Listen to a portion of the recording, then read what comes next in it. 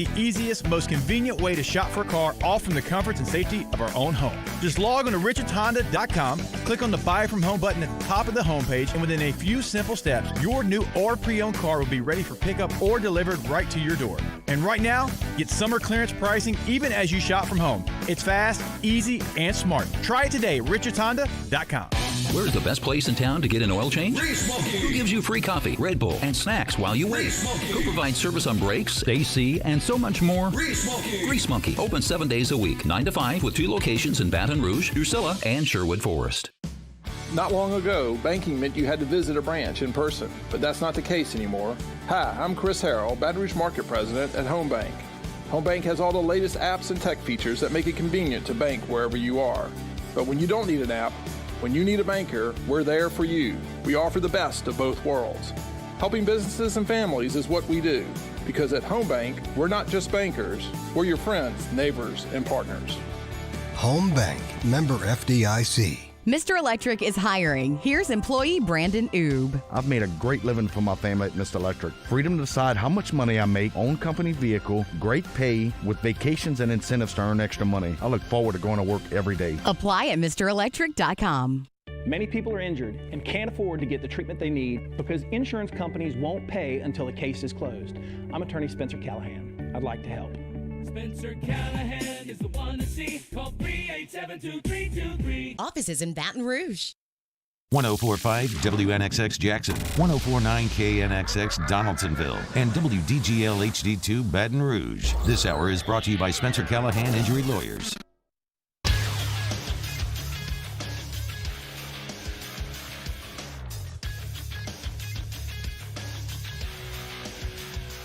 Good morning. It's 7 a.m. on Wednesday, August 26th. Today in Baton Rouge, expect to see some rain and wind as Hurricane Laura approaches. The high is 89.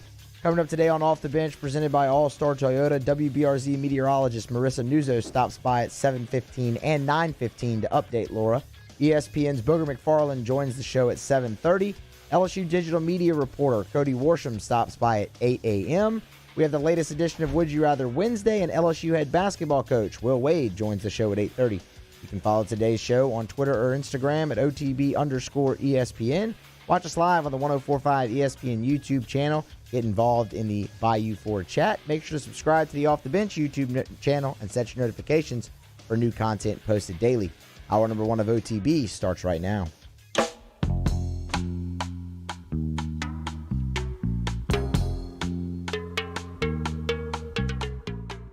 All-Star Toyota presents Off the Bench with Jordy Collada and T-Bob Hebert. ESPN Baton Rouge, New Orleans, Alexandria.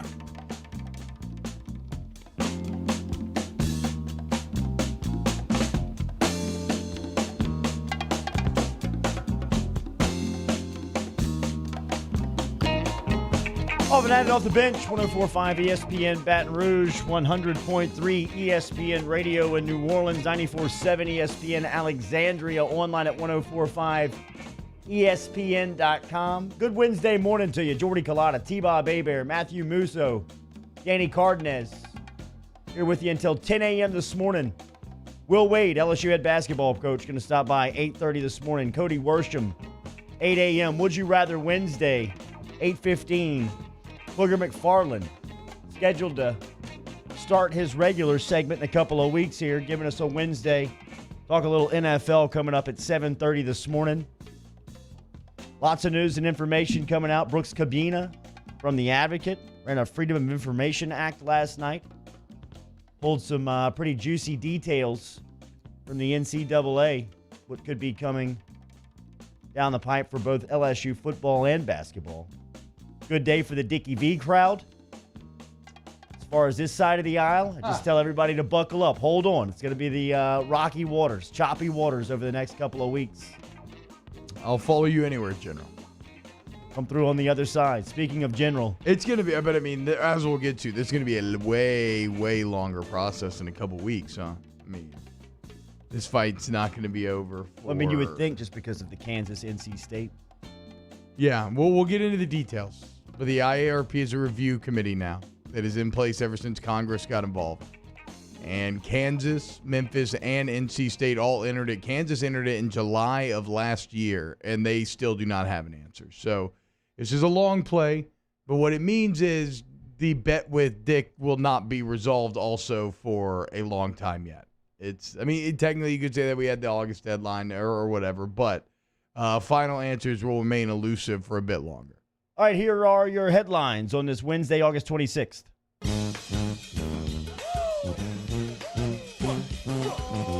Headlines on Off the Bench. Brooks Sabino over at The Advocate ran a Freedom of Information Act and got some news last night regarding LSU basketball situation. The investigation around Will Wade, this is coming from Cabina's Twitter account, may soon be referred to the Independent Accountability Resolution Process. According to documents obtained by The Advocate, if approved, a panel could ultimately decide the notice of allegations are sent to LSU basketball. Cabina followed up with a couple of other tweets saying that two other key pieces turned up in the documents. The NCAA investigated Odell Beckham's cash handouts to 4 LSU football players after the college football playoff title. A total of $2,000 in cash was handed out, believed to be a level 3 violation. The NCAA staff also confirmed John Paul Funes, former chief fundraiser of Our Lady of the Lake Hospitals, arranged employment in 2012 for the parents of a former football player, paying the father a total of $180K over 5 seasons, what the NCAA called a no-show job. Yeah, so a lot to get into here. The main goal for LSU, though, now is to make sure that that football case doesn't get lumped in with basketball and then get put into the review process. LSU has come out and they've drafted letters. Their legal counsel has and said, look, yes, we are fine with basketball going into this process, but football, us in the NCAA have already dealt with it. We self-reported in some cases. Punishments have been handed out, and those cases are done and closed. One thing to note, Jordy, for just thinking for precedence, Kansas tried this same thing to get their football basketball program separated in terms of this review process, and they were not granted that request. Now, I think the details of Kansas, that was a harder case for them to sell, but that's the immediate news that you're going to want to watch. Also, just the base news of, does the IARP actually take the LSU basketball case? Because right now, the NCAA Enforcement Committee says we think you should. Ultimately, the IARP has to come to that final decision. In light of increasing closures occurring around the state, Louisiana State University will be closed today due to Hurricane Laura. We will get an update on Laura from Marissa Nuzzo, our weather partner, our news partner over at WBRZ. She'll be stopping by here at 7:15 this morning and scheduled to stop back by at 9:15 this morning. Yeah, look, Baton Rouge is definitely going to be bad here, but thinking about all of our western friends over there and Lake Charles and Lafayette and everywhere else, just the western parts, even the northwestern part of the state, it seems like that's where it's going to be worst. So just thinking about you today, stay safe. Good conversation yesterday with Ed Ogeron that you can catch on the Off the Bench YouTube channel. All you got to do is search Off the Bench on YouTube and find that conversation. About 13 minutes running with the head coach. He spoke about a lot of things. He jumped on a Zoom call after that and was talking about what this week means for the defending national champs. This is a big teaching week for us. We're still a ways away from playing a game. Our guys are still teaching. They're still learning. Our coaches are doing a tremendous job. We're still installing. Today's a red zone day, and it'll be the 5th time that we install this red zone. Obviously, we add into the package, but every day there's a daily theme of situations that we install and get better at. I think his team is practicing very well. We're staying free of injuries for the most part. We haven't had many injuries, which I'm very proud of. Our team is in good shape. Red zone is the toughest place on the field to play quarterback because everything is so condensed and the windows get so much tighter. But if you just look at LSU from a personnel standpoint, we touched on it just looking at the tight end group, but even look at the receivers, right? With Chase into Marshall into Racey McMath, who's very big, and these young guys, like the amount of height and size that LSU could throw on the field in different packages, all kinds of different combinations. They could be some red zone killers. However, a lot of that will all fall on the shoulders of Miles Brennan. Terrace Marshall was speaking with Emily Dixon. Speaking of leadership and guys on the outside, Marshall was speaking about what he saw from his quarterback, Miles Brennan. One main thing I've seen from Miles is his confidence. His confidence has been picked up drastically since we've got back. So, I mean, I'm just excited to see what he got up his sleeve. I know he's going to do great. I got confidence in him. I know the team got confidence in him. So. More around college football. Oh, yeah? David Shaw, Pac-12 head coach with Stanford, was on the Rich Eisen show yesterday and was asked whether or not his conference should be playing football. I think it would be great. I think we'd have to do it with some common sense. The later we start, the shorter the season has to be, in my opinion, in order to not adversely affect the fall of 21. So as much as we all would want to play, it's the reason why we had a 10-game season instead of a 12-game season. That play in January. I think we need to truncate a little bit and just think about, hey, we got to have a full season and have a national championship because now if you try to have a full season starting in January, you're going to play until March, April, May. And now how do you truly get your guys back and ready for training camp in August? Yeah, it's gonna. That's maybe one of the wildest elements about all the cancellation storylines, Jordy, is that, I mean, I would hope that even the conferences that are still playing right now are preparing spring contingency plans, right? I mean, it would just seem that you would want to have kind of at least like not a fully fleshed out, all the details hammered out plan, but you would at least want like the bare bones, right? The skeleton of what you want to do. And that's been the most shocking part about the Big Ten and Pac-12 to me, is it doesn't look like that skeleton was in place going into this. Like, I think if you wanted to ease some of the anger around the cancellation, like immediately, if you could have announced, okay, but this is what we're going to do is that we're going to move to spring in January. This is kind of where we're aiming to have the first game, et cetera, et cetera. But instead now, they're just, everything's still kind of up in the air. And if you're recruiting, if you're a head coach there, like, how do you sell your recruits on what's going to happen when you have no idea what's going to happen? Vanderbilt linebacker Dimitri Moore, the Commodores' leading tackler from a year ago, has changed his mind and decided to play this season after initially opting out. Moore made his announcement Tuesday on Instagram and said his grandfather's death from COVID-19 led to his earlier decision to opt out of the 2020 season. But since that time, Moore said he was able to do more research and engage in several conversations with doctors and medical personnel. So Vanderbilt has welcomed back Dimitri Moore to their football team. In the NBA last night. Well, I was just going to say real quick, because I did feel a certain amount of kinship with this story, given that I also lost my grandfather to COVID. But I think it's interesting. It's the first player that we hear about opting back in. I think it's also kind of a fascinating look at, what if players were more empowered to make these decisions, and it's kind of like a use case that, look, they are smart enough, right? They are adults. They can handle this. I mean, here is someone who suffered heartbreak, and yet he did the research and he talked to people and he deemed that he was comfortable with that level of risk. And ultimately, that's what you want the players to be empowered to do, is to decide that they're comfortable with taking those risks. NBA playoffs last night. Jamal Murray is becoming a superstar right in front of our eyes. He had 33 of his 42 in the second half, where he played every minute, and the Denver Nuggets avoided elimination by beating the Jazz 117-107 Tuesday night in Game 5. The Nuggets trail the 6-seeded Jazz 3-2, with Game 6 coming up on Thursday. Paul George found his legs as the all-star guard.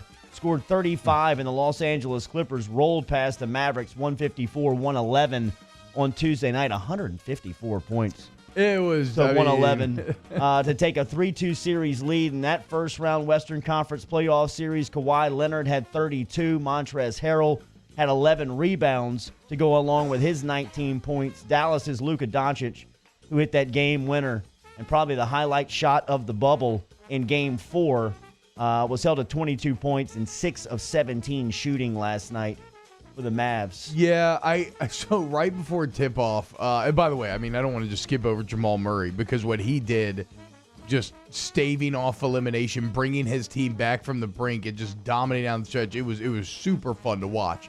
Not so much fun was the Doncic encore. And right before tip, around like 5 yesterday, I'm watching the game, and I'm kind of thinking about it. And I was mad at myself that we didn't bring this up on air, right? I was so head over heels in love with Doncic that it's like, I never really addressed just how much pressure was suddenly on him to perform again this game, right? I mean, suddenly the entirety of the country had fallen in love with him. The Clippers, like guys like Kawhi Leonard, are out there having to watch highlights of him missing the game-winning shot, Doncic making it, all the focus on how, the Mavs actually beat the Clippers. Well, the Clippers showed and Kawhi showed why they're still a step ahead. Why they've been the favorite all year long to make those conference finals. Game 5's in the bubble today. Milwaukee, Orlando. Bucks have a 3-1 series lead there. They can close it out. Oklahoma City and Houston are tied 2 games apiece.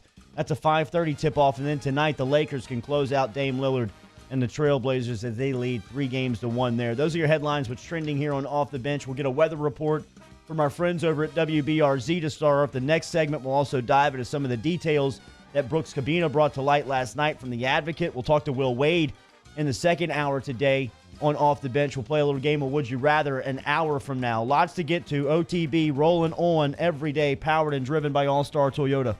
Off the Bench with Jordy Culotta and T-Bob Hebert. ESPN Baton Rouge, New Orleans, Alexandria. Brought to you daily by the Lanois, Lanoix Agency.com. Remember, you can get in touch with Randy, Brian, and David this morning. And if you need auto insurance, home insurance, flood insurance right now, you should be thinking of it with the weather coming through over the next 24 hours. And if you need a quote on flood insurance, get in touch with the boys right now at Lanoix Agency.com. Randy always tells me when we do the live read in the first hour, there ain't no way that BG and David are up. So there's no chance that they're up at 7:15 during the first live read of the day. So email them, Lanoix Agency.com, to find the contact information. LanoixAgency.com, LanoixAgency.com. For all of your insurance needs, we're going to bundle your home and your auto. Maybe you're a small business owner. Lanoix does it all. You can bundle it, like I said, but it's not just, you need flood insurance as well, right? I got a little distracted thinking about the storms. But you can have that peace of mind. I get my flood insurance through Lanoix. It makes me feel way better at times like this. Go to LanoixAgency.com today. Off the Bench, hanging with Esther and Hanny. After further review and more are all live daily on the 104.5 ESPN Baton Rouge YouTube channel. Subscribe now to interact with us inside the live chat driven by Bayou Ford. If I built a van, it would do more than haul. It would carry my entire business. I'd make it available in dozens, if not thousands of configurations. It would keep an eye on my fleet. And an eye out for danger. If I built a van, I'd make it available in diesel and gas. And I'd build it right here in South Carolina. Introducing the all-new Sprinter, starting at $33,790. Built in the USA. Mercedes-Benz. Vans. Born to run.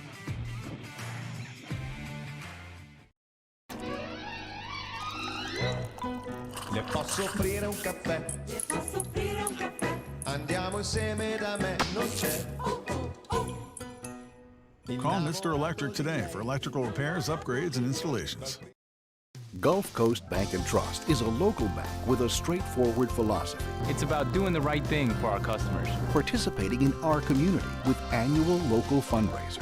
Offering individual attention in a modern banking atmosphere with a trusted local company. Gulf Coast Bank invested in technology with a local touch, giving our customers the power to bank anywhere, anytime. We're building relationships through personal service as the bank that cares about you. Gulf Coast Bank and Trust, the bank that cares about you. I've been doing business with Luba for 25 years. They're dependable, trustworthy. It's just the attention to detail with our clients. Our folks have years and years of experience. They're highly trained professionals. But many companies have that asset. What I'd like to think makes Luba a bit different is that we use those talents in a way that truly is dedicated to serving the needs of the folks who depend on us. Are you a licensed contractor? There's lots of good contractors in Louisiana doing work the right way, but unfortunately, too many unlicensed contractors are working outside the licensing requirements. Working as a contractor in Louisiana requires a license for the company doing the work. The Louisiana State Licensing Board for Contractors wants to help you get licensed to allow you to conduct work legally. It's not difficult to get the license. We can help you. Go to lacontractor.org for more information. Licensed contractors, it's the law. Gulf Coast Office Products is a nationally recognized Savin office equipment dealer based right here in Louisiana. Over 100 employees strong, Gulf Coast has the boots on the ground to support all vertical markets from education, engineering, legal, and finance. With the latest in office technology from desktop to production segment units, Gulf Coast and Savin have the perfect fit for you. Call 225-756-2644. That's 756-2644 for Gulf Coast Office Products. Prompt, professional, reliable. If you're looking for a breath of fresh air with your AC and heating needs, call the professionals at Anison Bitter. Anison Bitter, a Rheem Pro partner, keeping your family comfortable. Hey, it's Matt Moscona inviting you to join us for Wednesday's Hump Day AFR presented by Pluckers. College football win totals are out. Russ Mitchell of College Football News joins us to dissect them. You join us as well, 3 to 6. 104.5 ESPN Baton Rouge.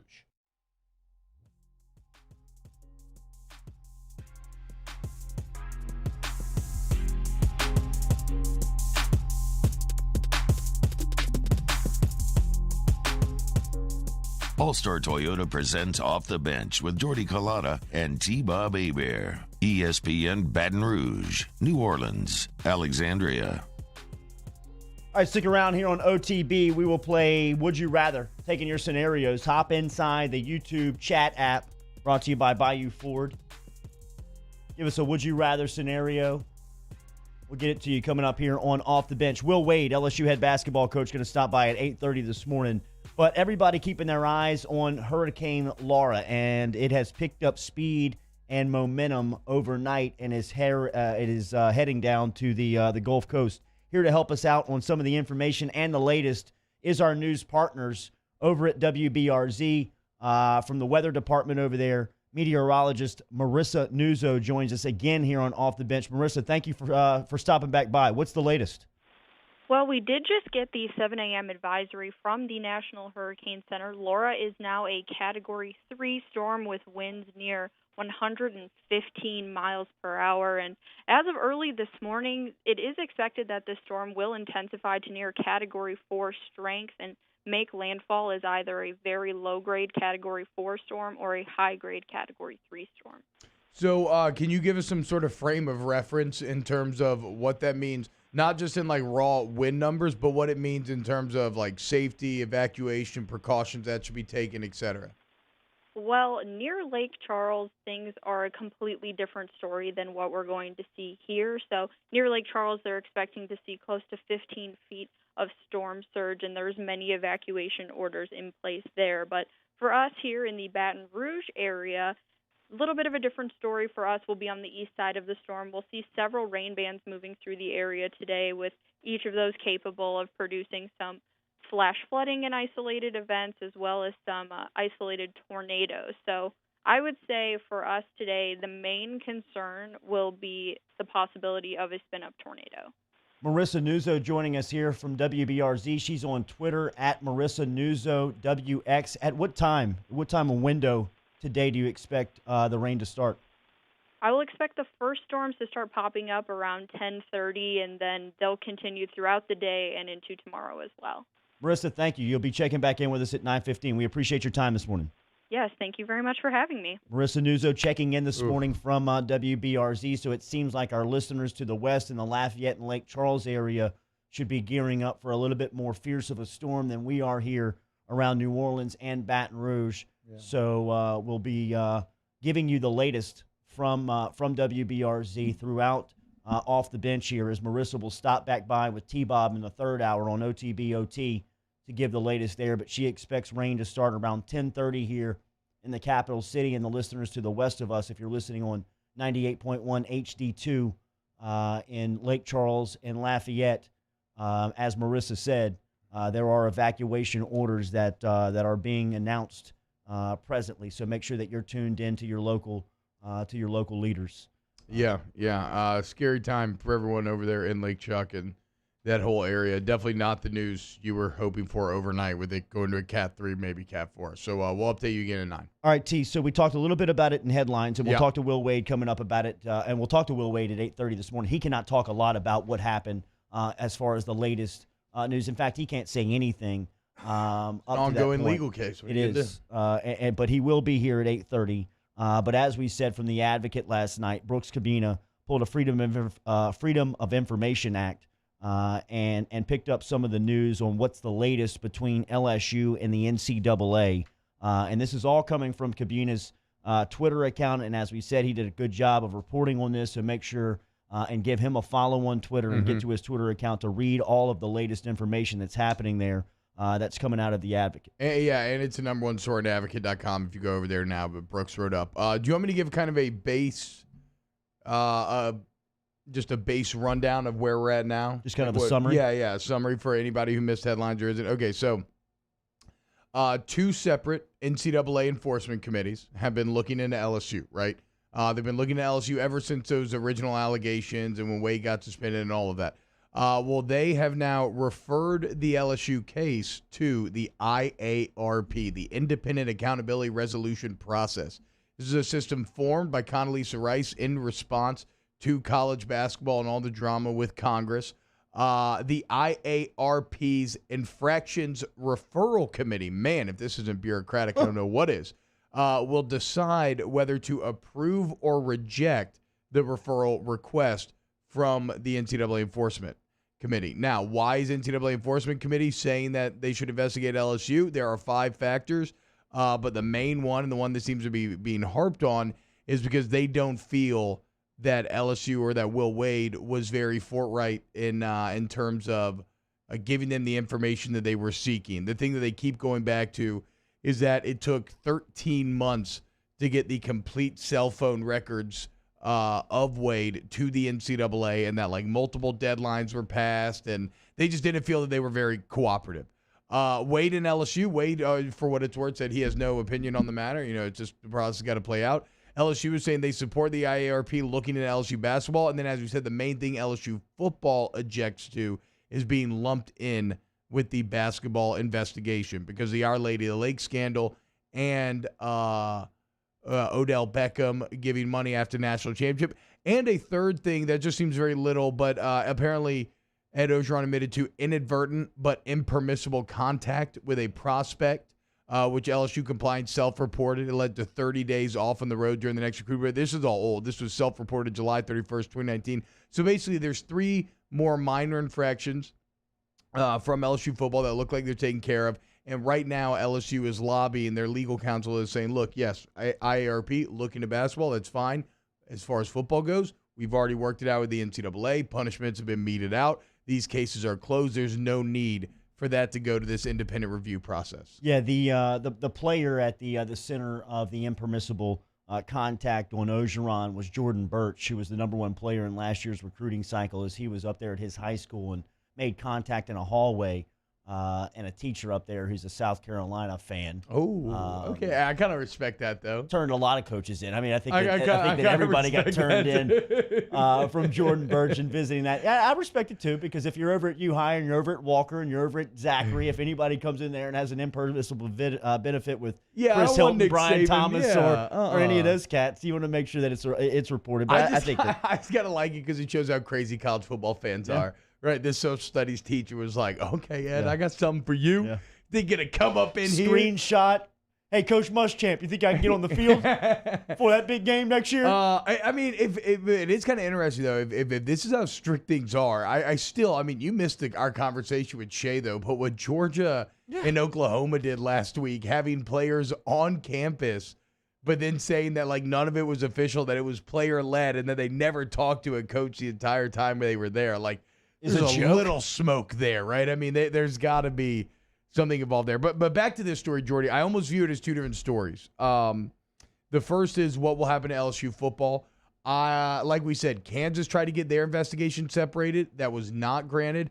I don't know the intimate details of Kansas's case, but I think it's a little more serious than LSU's football infractions were. It was greasier than this. So I believe, or I would think that LSU has a very good chance of getting football excluded. That would be the first point of news that could actually break. And then if it's, do you want to add And I think LSU is going to be proactive here. You know, I think that, Odell Beckham is in this case, and Odell means a ton to the program as far as recruiting is concerned. I think they'll probably have to disassociate from Beckham for a couple of years. They'll probably have to give up a scholarship or 2 as far as this goes, just to make sure that they're being proactive on this. A lot of people's reaction to that now, it's kind of funny, the LSU fan base relationship with Odell is kind of spotty now. A lot of people might be like, well, good, we don't need to associate with him, but we were kind of talking before the show, maybe that's not actually the best attitude. Well, it's not if you pay any attention to recruiting. Yeah. I mean, if you talk to anybody that's around LSU recruiting, whether it's Colin D'Angelo, whether it's Derek Panamsky, whether it's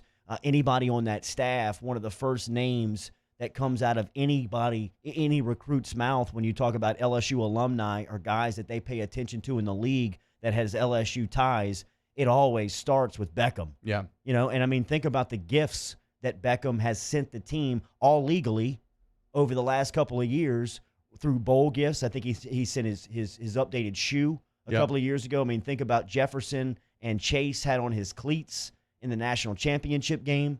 So, I mean, he means a ton to the program. His stunt following the national championship game, was inexplicable. I mean, that just can't happen. I mean, you can't be on the field handing out money. And I think that message has been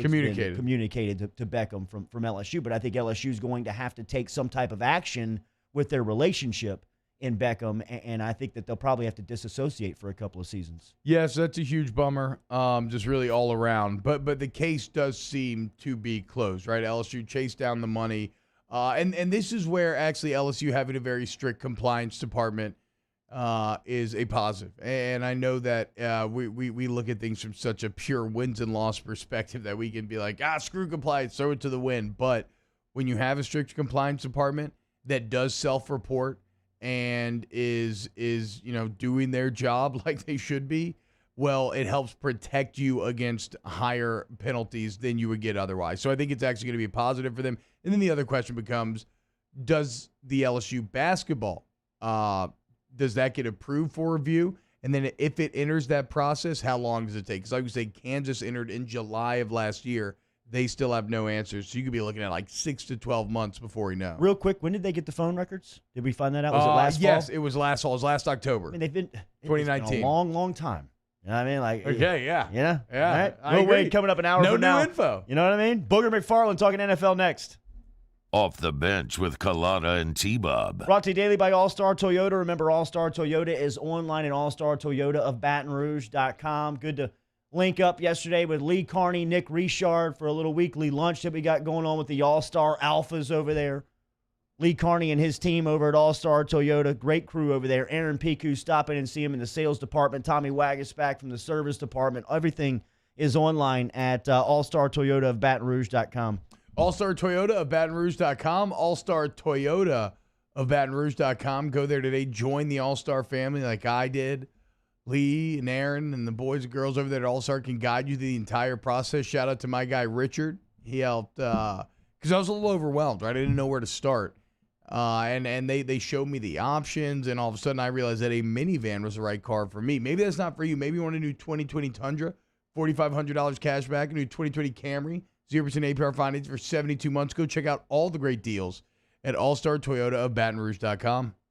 Our listeners fire up their opinions on the jimsfirearms.net hotline at 499-1045. Keep listening for your next chance to shoot us your thoughts with the jimsfirearms.net hotline on 1045 ESPN Baton Rouge. At All-Star Toyota, you get it all. If you're in the market for an all-new Toyota vehicle, come see our friendly and knowledgeable sales team at All-Star Toyota.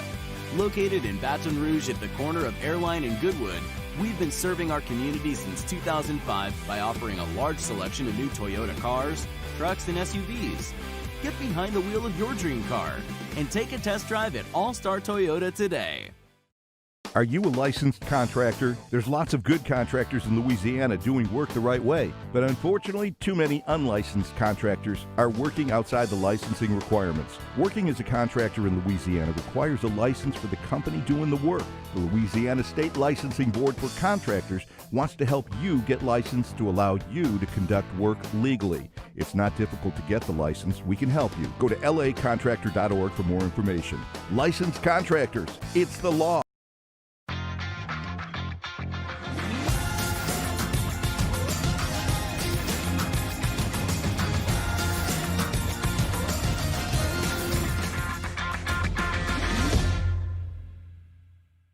Service Mastery Elite create clean, disinfected work environments.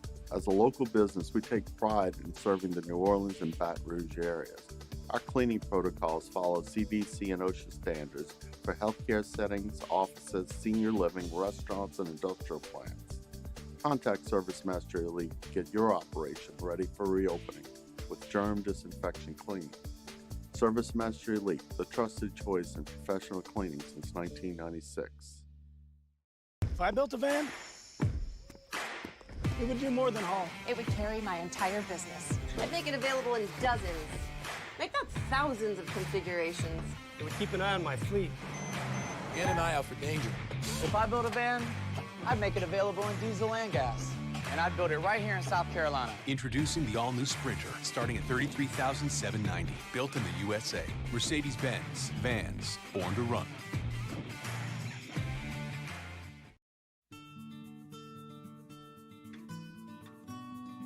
This is a house call. This is a follow-up appointment. This is a diabetes checkup. This isn't just more convenient care, it's more advanced care. This is innovating healthcare at Louisiana's #1 hospital, Ochsner. Gulf Coast Bank and Trust is a local bank with a straightforward philosophy. It's about doing the right thing for our customers. Participating in our community with annual local fundraisers, offering individual attention in a modern banking atmosphere with a trusted local company. Gulf Coast Bank invests. It's a Wednesday edition of Game Time, live from Rouge Creole on Perkins Row. The guys break down the latest lines in the world of sports, and hopefully they're staying dry. Game Time, 6 to 8 p.m. on 104.5 ESPN Baton Rouge.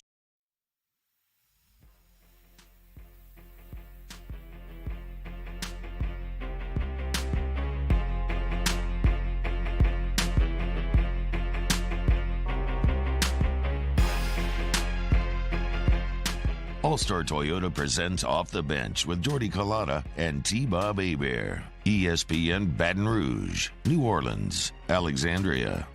All right, Cody Worsham will stop by here in 30 minutes. We'll talk LSU football with the digital reporter from LSU, as Worsham has had a chance to talk a little bit with this year's group as they get prepared for the home opener against Mississippi State on September 26th.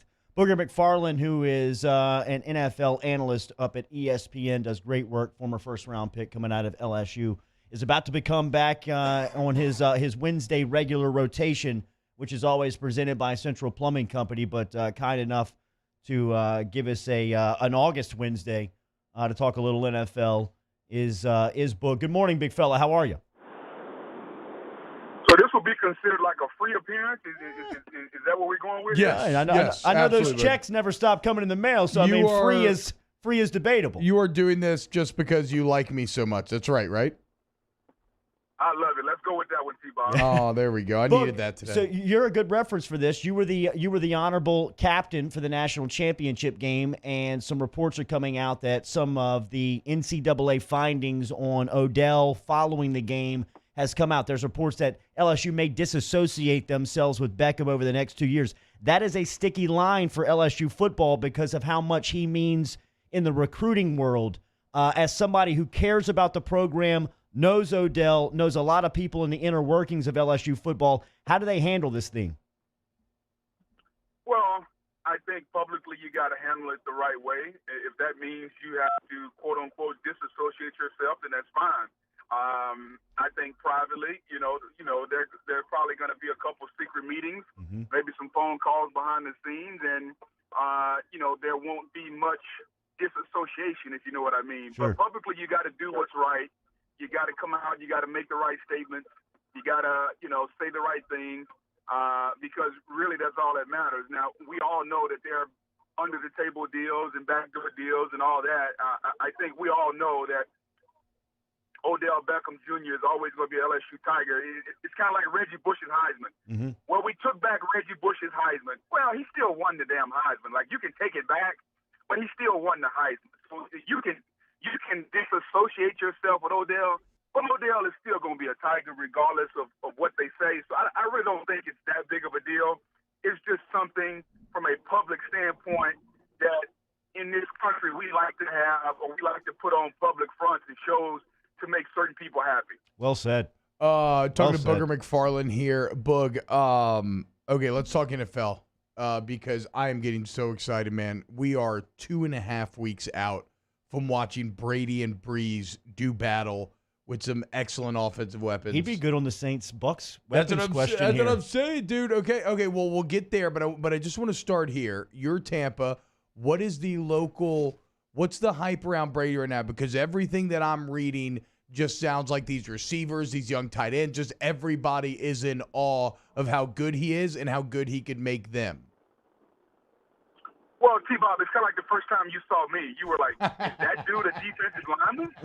Like, I mean, that dude is that big and that fast? Like, you were just in awe of me. And it's kind of people, man. Like, all these guys have played with Jameis Winston, and Jameis Winston made Mike Evans a lot of money. He's made Chris Godwin a lot of money. And so those guys understand, and they are grateful for what Jameis Winston did. But Tom Brady is on a different level, man. Tom Brady is a guy who's regarded as the greatest of all time. So I think the excitement level, based on the players, based on the coaches, based on the city, is that we have the greatest quarterback of all time with, depends on where you want to rank our offensive weapons in Tampa. I mean, top 5 offensive weapons, top 10. Well, Boog, let me jump in here. We debated yesterday, and I want your opinion on this. You can fold it into this answer. Who has the better weapons between the Saints and the Bucks? Because both seem to have very good ones. Okay. I mean, let's just break it down. Like, if you were to say the Saints' weapons are Michael Thomas, Alvin Kamara, Emmanuel Sanders, Drew Brees. Let's just go with Jared that. Cook. Jared Cook. Okay, Jared Cook. And you compare that with Tom Brady, Mike Evans, Chris Godwin, who both receivers had 1,000, Rob Gronkowski, Cameron Braid, O.J. Howard. I got to believe you could flip a coin if you're a coach and you said, I'll take either one, right? Yeah, definitely. So, I mean, depending on where you want to put them, top 5, top 10, doesn't matter. Like, these are some of the best weapons that Brady's ever had. So, you understand where the excitement level is. Now, with all that being said, do I expect him to come out the gate and be 5-0, 6-0? No. I expect a 4-2, 3-3 start, and then coming down the last 10 games of the season, they're going to be tough to beat, man. And then what about, I know, right? I think about guys like Mike Evans and Godwin. I'm like, they were already so good. How good can they now be? But what about Gronk? More of a known commodity, but coming off of a year of football, I mean, you played football in the league forever, Boog. You understand what it takes year in and year out. And what kind of form can he be in after taking that year off and now coming back? So as an offensive and defensive lineman, I think it would be tough for us to take the year off just because of how we play, the constant physical contact, always getting double-teamed or double-teaming someone. For a receiver or a tight end, like, it's really about athletic ability and your ability to catch the ball, like your hand-eye coordination. Yeah. Even though Gronk is a really good blocker, he's not blocking every play. So I got to think that Gronkowski, with the year off, his body's going to feel better. As long as he can still run, which based on the video that I looked at, he's still running well. He still looks athletic. He's probably going to play better this year from a receiving standpoint. Now, his blocking may suffer, but, look for Gronkowski to be held coming across the middle starting week 1 because he feels better. He's running. It's kind of like when you lost 40 pounds, T-Bob. Like, you were able to walk from the big room to the kitchen a lot faster. Well, just think about Gronk being able to move around. He's going to be able to move around. He's going to feel a lot better. Well, I mean, I could look down and see it again. I mean, that was such a great feeling. It had been so long. I was like, what's up, old buddy? That's way too much information. I don't know what you were seeing, but hopefully you'll never talk about it again. I mean, Warren Sapp could always move, but I always wondered if he could see it. Now, Boog, something else that's going to be different. No fans for that Brady Breeze matchup in the Superdome, which we can sit here and be bummed about, but I'm not, whatever. I just want football. My question to you is, you're a defensive guy, okay? How are you going to get those juices? Like, if you're Cam Jordan, DeMario Davis, how are you going to get your juices going for a silent dome against Brady? You remember that game where the Buccaneers played the Saints in Tiger Stadium several years ago? Yes. You remember that game? Yes. I played in that game. Very, very few fans in the stadium. Yes. And, what you had to do was you had to get your own stuff going based on, hey, you're a professional. It's your job. They're paying you a lot of money to go out there and make plays. And so from a professional football standpoint, I think it's going to be really easy for these guys to get motivated. Like, these guys are pros. We're grown men. It's not like you got a marching band that's going to be, leading you onto the field. Like, we just show up, clock in, and we're ready to go. Now, the fans do help. I think you're going to see a bigger difference in college football with no fans because 17, 18-year-old kids are so hell-bent by emotion and the band and, the student section. So I think college football is going to be affected a lot more than pro football. Pro football, hey, man, you know what I'm going to do? Right before I go out for the coin toss, I'm going to pull out my phone, take a look at Bank of America, and be like, yep, Let's go. Booger McFarland from ESPN joining us here, brought to you by Central Plumbing Company every week here on Off the Bench. Remember, Boog is NFL analyst up at ESPN. Boog, I'm watching Hard Knocks right now, and I haven't paid a lot of attention, I guess just because I'm so dialed into this part of the country. But to the Los Angeles Chargers head coach Anthony Lynn, he is an ass kicker. Yes. What do you anticipate from Lynn and the Chargers this year? I know that they're turning over that roster and Phillip Rivers is out the door. But one thing that has been highlighted in watching that week in, week out is that Lynn is an excellent football coach. Yeah, think about that from the perspective that, he was a former running back. He got a job. He had a veteran quarterback, and he was given an opportunity to get rid of Phillip Rivers, draft a young quarterback in Justin Herbert. I think Tyrod Taylor's going to start, but Justin Herbert will eventually be the quarterback later on. And, Anthony Lynn, to me, is just what a football coach is supposed to be. Like, he doesn't care who you are. He doesn't care how much money you make. Yep. His job is to get the team to play at the highest level. Like, that's what a football coach is supposed to be. And having been around him, he's the same way off the field. Like, he's very direct, very straightforward. He's kind of like the black version of Coach O. Like, he's very straightforward, very direct. He's a football guy. Yes, that's a great compliment, by the way. Like, he's a football guy, loves football, and what he says is what he means. And I think that's what you want as a player. It's very well said, because you can tell by the people in the organization that everybody, from whether you're a low-level employee in the equipment room to the general manager, everybody's got respect for him. And if you walk into LSU's football facility, that's the same way. I mean, it doesn't matter where you are on the pay scale. Everybody feels that way about the head coach. Well, and he's treating everybody the same. It's like the second episode where he's talking to the undrafted free agent running back, and he's on his ass like, look, man, you got some exercise. Why are you overweight? Like, what were you doing? Why are you overweight? It's just, I've come away very impressed with him. Sean McVay's got a very quirky personality, right? He's just like energy. What's your thoughts, Boog, on the Rams this year? You go from the Super Bowl to missing the playoffs, and that's something that happens more often than we think. Do they bounce back this season in a very tough NFC West? Nothing says a weekly Boog segment here like phone issues. All right, I think it's probably time. Is he there? Come on back. Boog? Yes. First cell phone mishap of the season. Yes, indeed. I'm going through a bad area. I apologize. You know, it feels good, dude. It almost feels like a comfort zone at this point. Okay, so so the Rams make the Super Bowl, then they miss the playoffs. That happens a lot. Where are they going to be this year? I heard the question. Okay, perfect. I'll start with the question again. I heard it already, all right? All right, go for it. Okay, Jared Goff. It just depends on what you're going to get from Jared Goff. Okay, Sean McVay has got to take the handcuffs off of Jared Goff. Like, take the pacifier out of his mouth. Stop trying to talk to him until the play clock shuts down at 15 seconds, and allow Jared Goff to be a $34 million quarterback. If they do that, then the Rams have an opportunity. But what's happened over the last year or so is Jared Goff has been coddled. Sean is whispered in his ear, it's going to be okay, Jared, I got you. Here's what the defense is doing. And meanwhile, you're paying him $34 million. Like, allow him to be a franchise quarterback so they can have a good season. But Jared Goff is going to have to take that next step where you can win games because of Jared Goff. not trying to win games around Jared Goff. Carol Baskin's neighbor, our NFL insider, Booger McFarland Weekly here, brought to you by Central Plumbing Company. Have a good day. Hit them straight. Thank you. Well, first of all, never ever refer to me as Carol Baskin's neighbor. Is that true?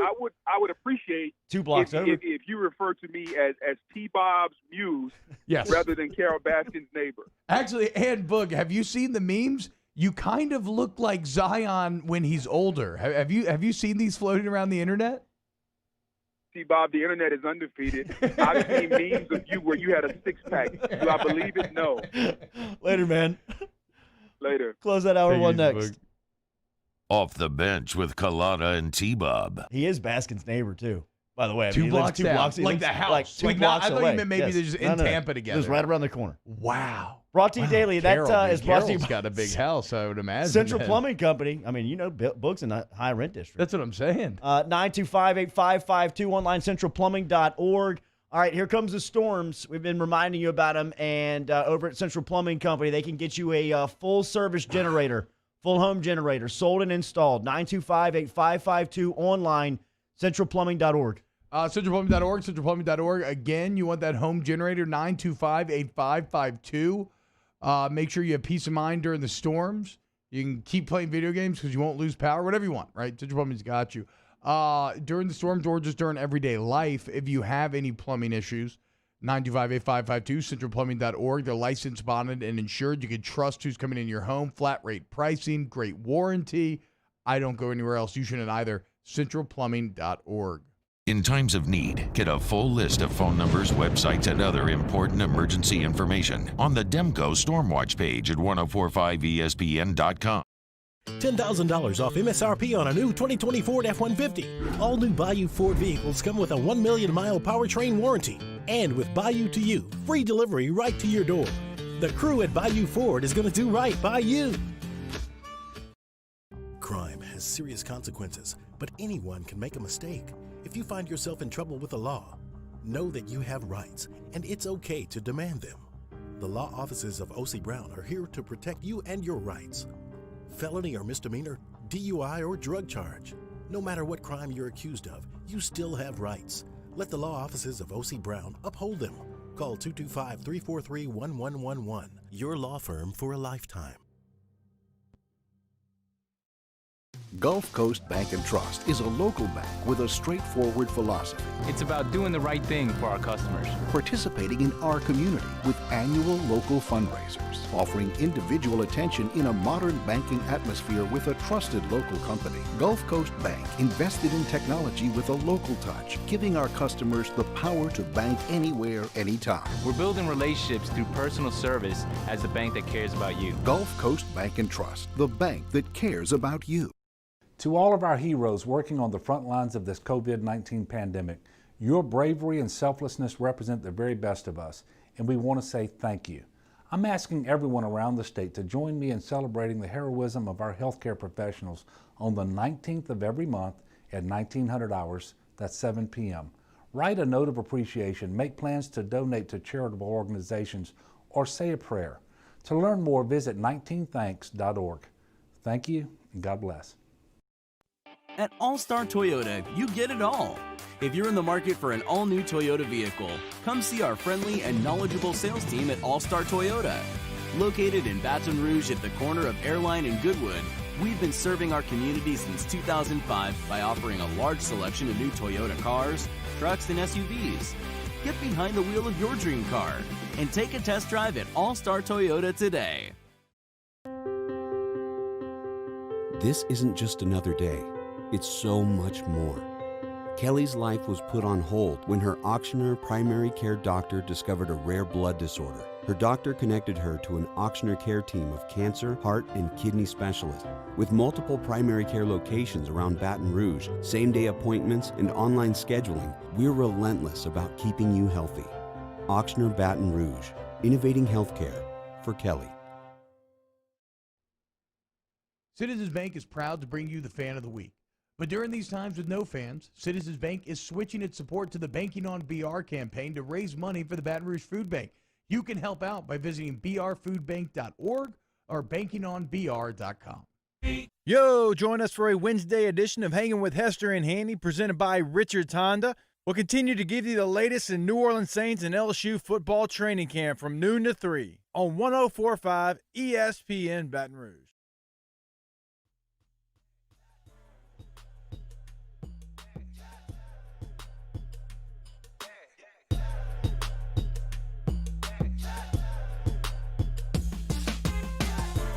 All-Star Toyota presents Off the Bench with Jordy Collada and T-Bob Hebert. ESPN Baton Rouge, New Orleans, Alexandria. Good stuff from Booger. If you missed it, it's online, 1045ESPN.com. Central Plumbing Company bringing you that conversation with us. Looking forward to our NFL chats with Boog each week here on Off the Bench. We told you inside headlines, former SEC, former Kentucky guard Jamal Murray is becoming a superstar in the NBA. Yeah. As last night the Nuggets were able to stay alive as Jamal Murray again had 42 points, 117-107 winners. I don't know if you saw this on Sunday, but he had 50, giving him a Nuggets playoff record as he scored 50 points. But he hit a three-pointer right at the end of the game. Yes, to get him to 50, which is kind of great. It was a pointless three, but what that meant is then you also ended up with this beautiful box score where you had Donovan Mitchell with 51 and Jamal Murray with 50. Watching those two do battle again last night was spectacular. But, Jordy, you have a different point to this story. Yes, there was a last-second three, a pointless three. 129-127 was the final there.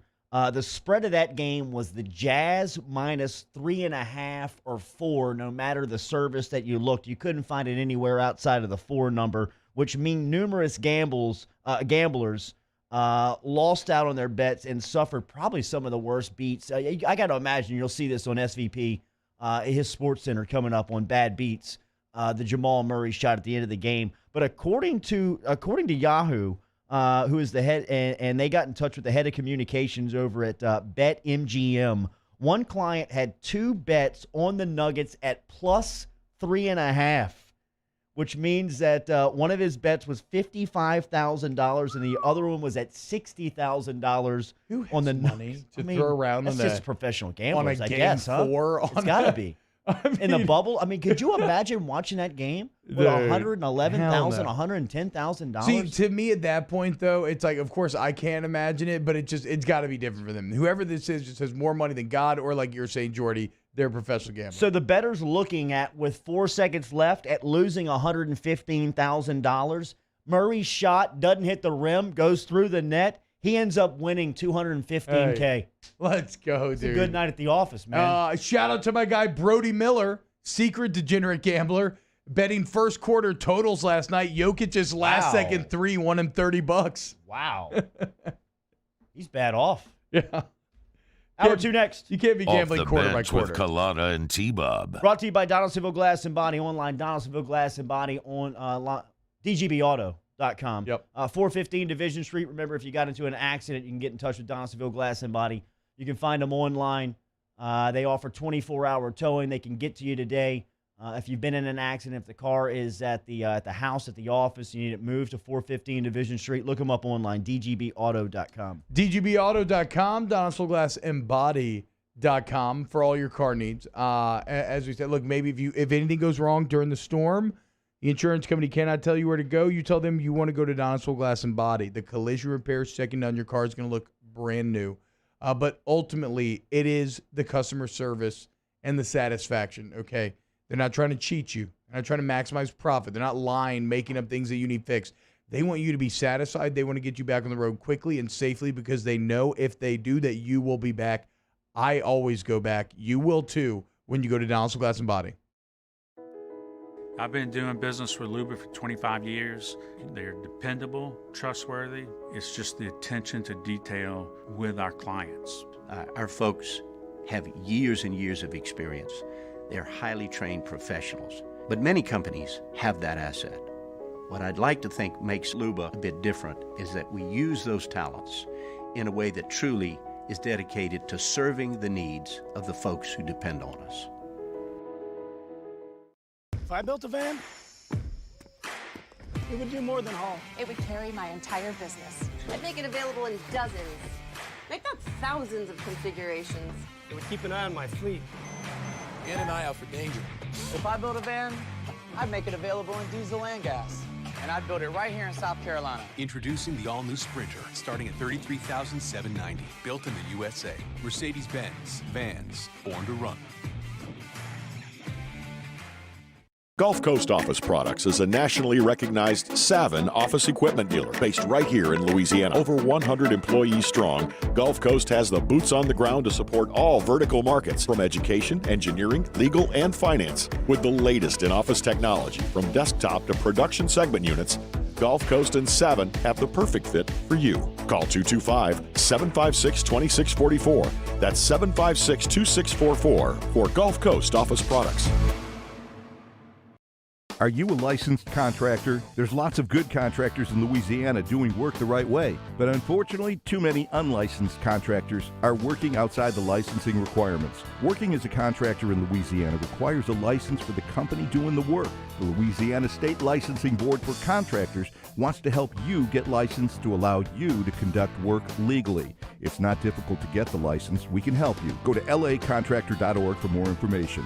Licensed contractors, it's the law. Gulf Coast Bank & Trust is a local bank with a straightforward philosophy. It's about doing the right thing for our customers. Participating in our community with annual local fundraisers. Offering individual attention in a modern banking atmosphere with a trusted local company. Gulf Coast Bank invested in technology with a local touch, giving our customers the power to bank anywhere, anytime. We're building relationships through personal service as the bank that cares about you. Gulf Coast Bank & Trust, the bank that cares about you. This is big. Really big. I mean really, really, really big. Because Honda's summer clearance event is going on right now at Richards Honda. With 0 to the 4th power on brand new Honda Civics. That's 0 down, 0 due at signing, 0 security deposit, and 0 first month payment. Plus, summer clearance on every new vehicle in stock. Just another reason why people call Richards Honda the smart choice. I-12 at Millerville Road and richardshonda.com.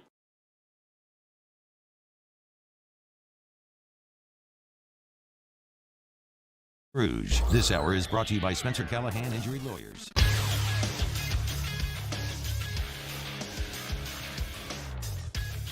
Good morning. It's 8 a.m. on Wednesday, August 26th. Today in Baton Rouge, expect to see some rain and wind as Hurricane Laura approaches. The high is going to be 89. In case you missed hour one of the show, you can catch that up at the on-demand section at 1045ESPN.com, brought to you by Carriages. Still to come on Off the Bench, LSU digital media reporter Cody Worsham joins us next. We have the latest edition of Would You Rather Wednesday. LSU head basketball coach Will Wade stops by at 8:30. You can follow today's show on Twitter and Instagram at OTB_ESPN. Watch us live on YouTube at the 1045 ESPN channel. Interact in the Bayou 4 chat, and make sure to subscribe to the Off the Bench YouTube channel. Set your notifications for new content posted daily. Hour number 2 of OTB starts right now.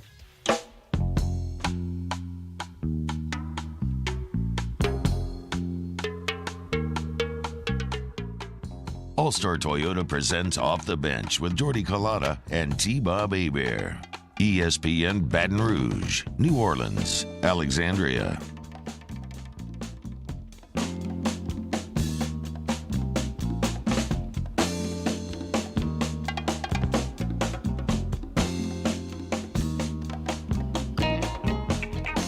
Hour 2 OTB off and at it. 104.5 ESPN Baton Rouge, 100.3 ESPN New Orleans, 94.7 ESPN Alexandria, online 1045ESPN.com. We're on your smart speakers.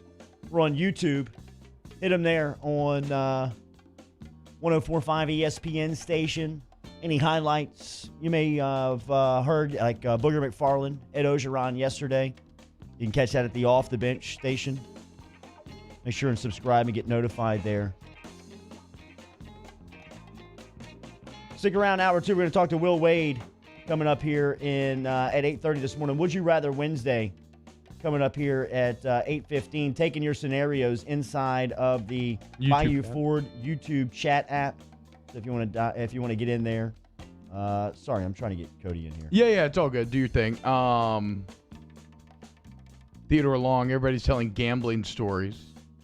in the Huddle Theater along today. I had a couple mortgage payments on LSU covering against Oklahoma. By halftime, I was partying. Damn, that must have been a good feeling because you knew that. I mean, that game was already over. That was a no-stress type of game. Todd Jones asking, who is the new 7-footer, Jordy? Brian Penn Johnson? I don't know. I don't know who the new 7-footer is. Yeah, I mean, the Brian Penn Johnson, who was NCAA, came in last week and gave him the waiver, granted him his waiver. This is the transfer from Washington.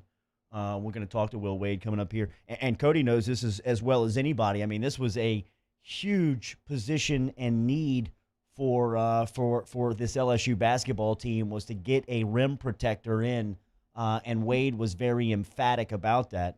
We highlighted one of the biggest recruiting stories with Musa Cisse. I mean, that was the guy that they had tabbed, but one of the things that was very impressive about the LSU basketball staff is when that did not work out, they had plan B ready to roll, and Brian Penn Johnson was that guy, and last week he was deemed eligible by the NCAA, and he'll help them out immediately. Cody Worsham, who's the digital reporter from LSU, is a friend of the show, a friend of the station, stops back by with us here on this Wednesday morning. Good morning, sir. How are you? What's up, guys? Good morning. Doing well. How much can Penn Johnson help immediately for what Will wants to do this year defensively? Yeah, a ton. I mean, you mentioned that Will immediately pivoted to Plan B, and that's pretty indicative of the program. I mean, he's so prepared and so thorough in everything that he does. So he knew, to have somebody there that he could turn to, and I think Penn Johnson could be that guy. We heard it a lot last year just about how much LSU missed Cavell, Big B Williams. Similar kind of setup here with the transfer from the Northwest, from the Pac-12.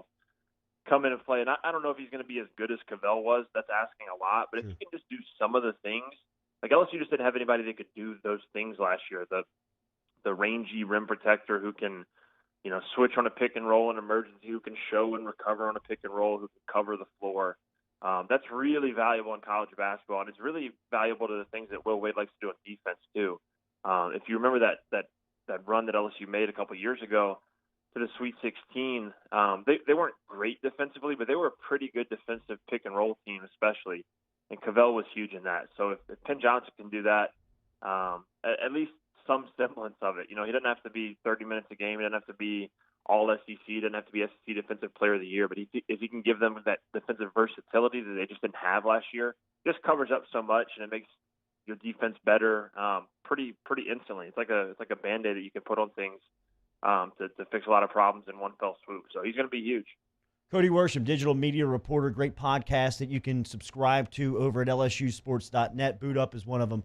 And then I heard you sit down with Terrace Marshall a couple of weeks back and for a great conversation with the wide receiver. And Emily Dixon followed up that conversation with the sit down that I heard. And Marshall is very motivated for this season, Cody. And one thing that I think we discount on Marshall has been his health status at LSU. He came in injured.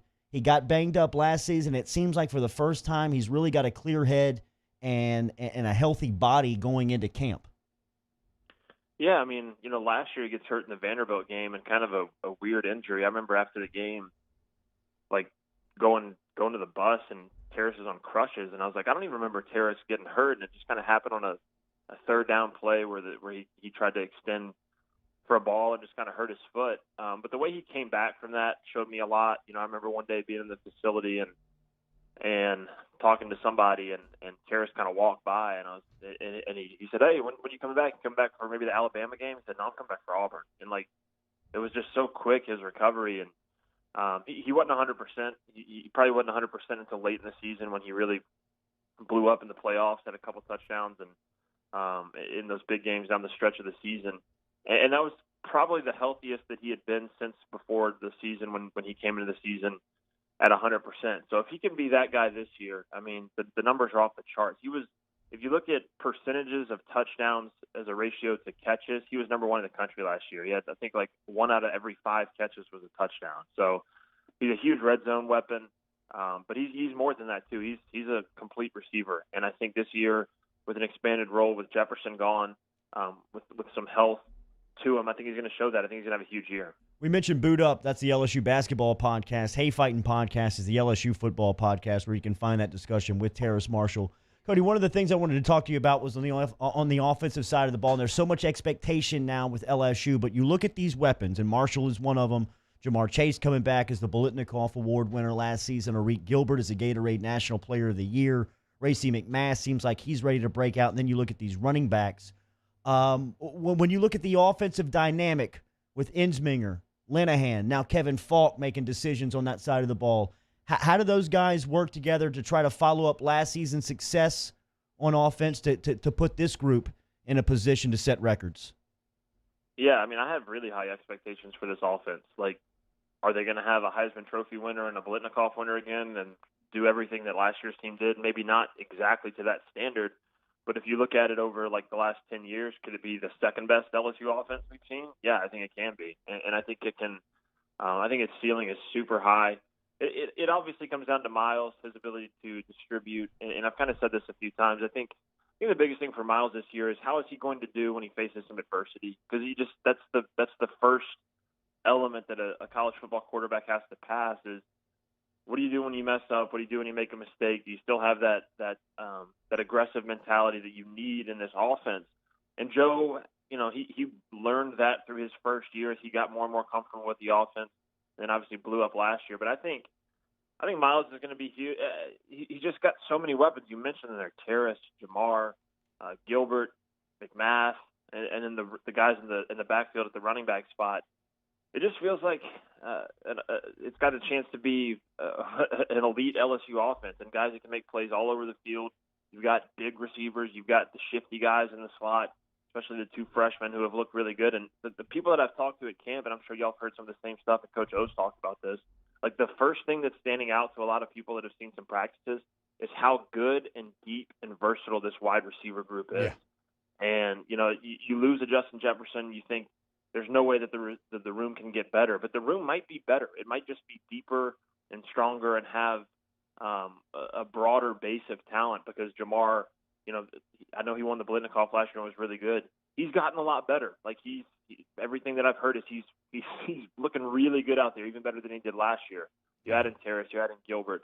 McMath, I think, has a chance to have a really good season. So it's an embarrassment of riches. And if Miles gets some protection and he makes good decisions with the ball, I mean, I think this offense can be really, really lethal. Yeah, I think Derek Stingley Sr. was here yesterday, and he was kind of joking about, you look over at the receiver group, there's like 18 guys, and then the cornerbacks is like 6, and they're just trying to keep up.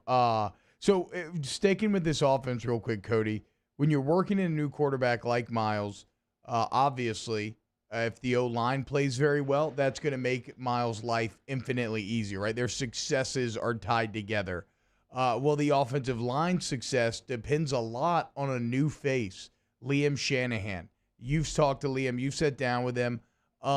First start here. Is Liam Shanahan, right now, is he in line to be your starting center? Yeah, I think so. I mean, sitting down and talking with him and everything that Coach O said, it sounds like that's the position he's put himself in. The biggest thing is, and I don't think we'll know this for probably a couple of weeks, is how he adjusts to the SEC physicality, going up against Tyler Shelvin every day, going up against Apuaika every day, Glenn Logan, those guys. If he can hold his own there, I think he'll be fine. But, like, mentally, the guy's off the charts. I mean, he's the Harvard education speaks for itself, but just football mind, he's incredibly smart. It's just about, can he hold up to the physicality? And I have no reason to believe that he can't. James Craig saw his film and instantly thought, hey, this guy can help us. And he's got a pretty good track record with bringing in linemen to LSU. So, yeah, I think he steps in at center and starts right away. So when you talked to him, did you get a sense of, like, kind of the challenges of – because we mentioned a lot with Burrow, but I guess kind of got buried with Liam a bit where, not only are you working into a completely new culture, a completely new weather system where you're talking about going from Boston to Baton Rouge, but, like, new teammates, new coaches, and he is now expected to be a leader, a communicator. Did you get a sense of how he's handled that challenge when you sat down with him? Yeah, for sure. That's the biggest thing, especially at center, where, as you know, you're responsible for so many calls and kind of the quarterback of the offensive line, and you got to replace Lloyd Cushenberry, who played that position about as well as anybody has at LSU in recent years. So it's a big challenge, but Liam's he's got a good personality for it. He's not he's got a Joe Burrow-like quality to him in terms of his personality, where he loves football. He's in the building all the time. He's not here to, as much as I think he's enjoyed the food and the culture and all that stuff. He's not here for the experience of, Baton Rouge and the South. He's here to play football. So he's really highly focused. You get that with these grad transfers a lot too. They come in and they're here to do a job. And so I think he's got that approach to it. He comes from a really hardworking family. His dad's a Irish immigrant, and just the really instilled a work ethic in him. All of his siblings are Ivy League kids, so they're hard workers. They're good in the classroom, high character. They care about the right things. They're about the right things, and Liam's the same way. So I think he instantly earned the respect of his teammates. He came in, probably didn't say a whole lot, kind of like Jabril Cox, who Coach O was talking about a lot yesterday and in recent days about how he hasn't said much of anything around the building. Liam's kind of the same way. Just put your head down and work, and that's the best way to earn respect and to earn a job, and I think he's done that. Hey, talking to Cody Worsham, LSU digital reporter. I mean, one of the best follows on any social media. Follow him on Twitter at Cody Worsham. Cody, what do you think about Burrow's new icy chain that he got from Leo Frost? Hell of a name for a jeweler. I'm guessing that's not his real name. It's got to be a stage name. No way that's his real name. Gotta be a stage name. It's like we looked at Vin Diesel's name the other day. What was Vin Diesel's real name? Do y'all remember? Like Patrick Crawford or something? I'll look it up. Sorry, continue. What do you think of the chain? It was a sweet chain. It's funny, man. Like, Joe is so he's Louisiana? so unassuming and so kind of humble and not a but the chain it's kind of his thing. He got the one when he graduated from LSU. When he left LSU, I think Boosie hooked him up with. Now he got his own from this guy. So it's like he's the guy that showed up in a sweatshirt and Nike shorts every day, and he's still kind of that same guy. But you got to get a little bit of that flash, and that's kind of how he is. He's as a football player too. He's blue collar, and he puts his head down and works. But then he's got a little something to him where he looks at the sideline and does a little wave to the Texas fans. So I think it's pretty reflective of who Joe is. He is an alpha. Also, it sounds like he's killed it in Bengals camp, so he can do whatever he wants. Cody, also looking at your tweets, you seem to be enjoying the NBA bubble as much as I have been. What's been your favorite part of these NBA playoffs? Yeah, I mean, it's kind of fizzled out. I really enjoyed Dame and the way that Dame has kind of put Portland on his back and just he's kind of got that Steph Curry quality to him where if he's on, you got to watch him, and he breaks the defensive mass of the NBA. I mean, Luka's been really fun too. Like I'm kind of here for the pettiness. Like there's been a lot of the pettiness of the guys being in the same area and kind of going back and forth. So I was here for like the Clippers and the Blazers stuff. Like it made me like not like the Clippers at all. So I'm kind of watching games. I'm kind of hate watching the Clippers whenever I can. That's what I'm here for the NBA stuff. I'm not here for like Jamal Murray and Donovan Mitchell bumping into each other like by the pool and like being buddy. Like I don't want any of that. Okay, I want like guys that hate each other. Okay, I thought you were saying you're not here for the battles that those two are having on the court because like the on-court battles are good. I don't like the videos of them like bumping into each other. Well, they're okay. I mean, it's interesting like to see the insight, but I want these guys like I want guys that hate each other in this bubble. Like I want to feel that tension because that's one of the things about this bubble is there is some tension to it because they're there, they're stuck there. It's a different situation for them. There's no fans and all that stuff, and so any added tension. I think it adds a lot of fun. So that's why the Dame stuff was really fun. And hopefully we see a little bit more of that with some of these other series. I mean, I guess that's true, right? Kawhi Leonard's looking at Luka in the cafeteria today like, yeah, say something. Say something. Hit another game winning See if shot. I got to watch myself missing a game winner. Hey, by the way, Mark Sinclair is Vin Diesel's real name. Mark Sinclair. Doesn't hit as hard. Sounds like an investment banker. Yeah, it's a terrible name. Cody, we'll see you, man. Thank you for the time. All right, guys. Thanks. Would you rather Wednesday next? Off the Bench with Jordy Culotta and T-Bob Hebert. ESPN Baton Rouge, New Orleans, Alexandria. All-Star Toyota brings you Off the Bench daily here. Remember, find All-Star online at allstartoyotaofbatonrouge.com. You can buy a car, lease a car, rent a vehicle from All-Star Toyota today. They're located on the corner of Goodwood and Airline, where they've been since 2005. Great people over there. That has been put together by Matt McKay and Lee Carney and the great team over there. Aaron Piku in the sales division. Stop in and see Tommy Wagasback. Miss Lisa Sessions can get you into a rental this morning if need be. Online, All-Star Toyota of BatonRouge.com. All-Star Toyota of BatonRouge.com. All-Star Toyota of BatonRouge.com. Look, maybe you're looking to purchase a new vehicle like I was.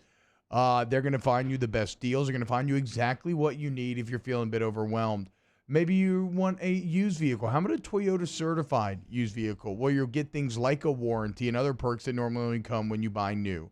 The selection is second to none. The customer service is the best. Go to allstartoyotabatonrouge.com today. We opened up the playbook and expanded our coverage. Listen daily in high definition on 98.1 HD2. We are 104.5 ESPN Baton Rouge. Oh, hey, what's up? It's Big V and Bubba, 100.7 The Tiger Morning Show. We'd love for you to join us every weekday, 4 a.m. till 9 a.m. Yeah, everything you want in a show. Country music. We got laughs. We got celebrity in-studio guests. We just need you. Join us every weekday morning, 4 a.m. to 9 a.m., right where it all started. That's right. Louisiana's country station, 100.7 The Tiger. At All-Star Toyota, you get it all. If you're in the market for an all-new Toyota vehicle, come see our friendly and knowledgeable sales team at All-Star Toyota. Located in Baton Rouge at the corner of Airline and Goodwood, we've been serving our community since 2005 by offering a large selection of new Toyota cars, trucks, and SUVs. Get behind the wheel of your dream car and take a test drive at All-Star Toyota today.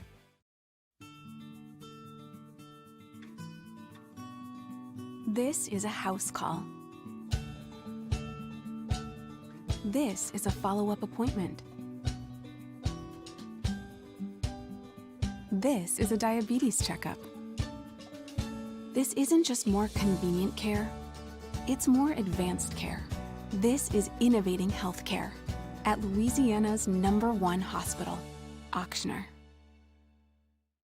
ServiceMaster Elite create clean, disinfected work environments. As a local business, we take pride in serving the New Orleans and Baton Rouge areas. Our cleaning protocols follow CDC and OSHA standards for healthcare settings, offices, senior living, restaurants, and industrial plants. Contact ServiceMaster Elite to get your operation ready for reopening with germ disinfection cleaning. ServiceMaster Elite, the trusted choice in professional cleaning since 1996. To all of our heroes working on the front lines of this COVID-19 pandemic, your bravery and selflessness represent the very best of us, and we want to say thank you. I'm asking everyone around the state to join me in celebrating the heroism of our healthcare professionals on the 19th of every month at 1900 hours, that's 7 p.m. Write a note of appreciation, make plans to donate to charitable organizations, or say a prayer. To learn more, visit 19thanks.org. Thank you, and God bless. Crime has serious consequences, but anyone can make a mistake. If you find yourself in trouble with the law, know that you have rights, and it's okay to demand them. The law offices of O.C. Brown are here to protect you and your rights. Felony or misdemeanor, DUI or drug charge. No matter what crime you're accused of, you still have rights. Let the law offices of O.C. Brown uphold them. Call 225-343-1111. Your law firm for a lifetime. Gulf Coast. Hey, it's Matt Moscona inviting you to join us for Wednesday's Hump Day AFR presented by Pluckers. College football win totals are out. Russ Mitchell of College Football News joins us to dissect them. You join us as well, 3 to 6. 104.5 ESPN Baton Rouge.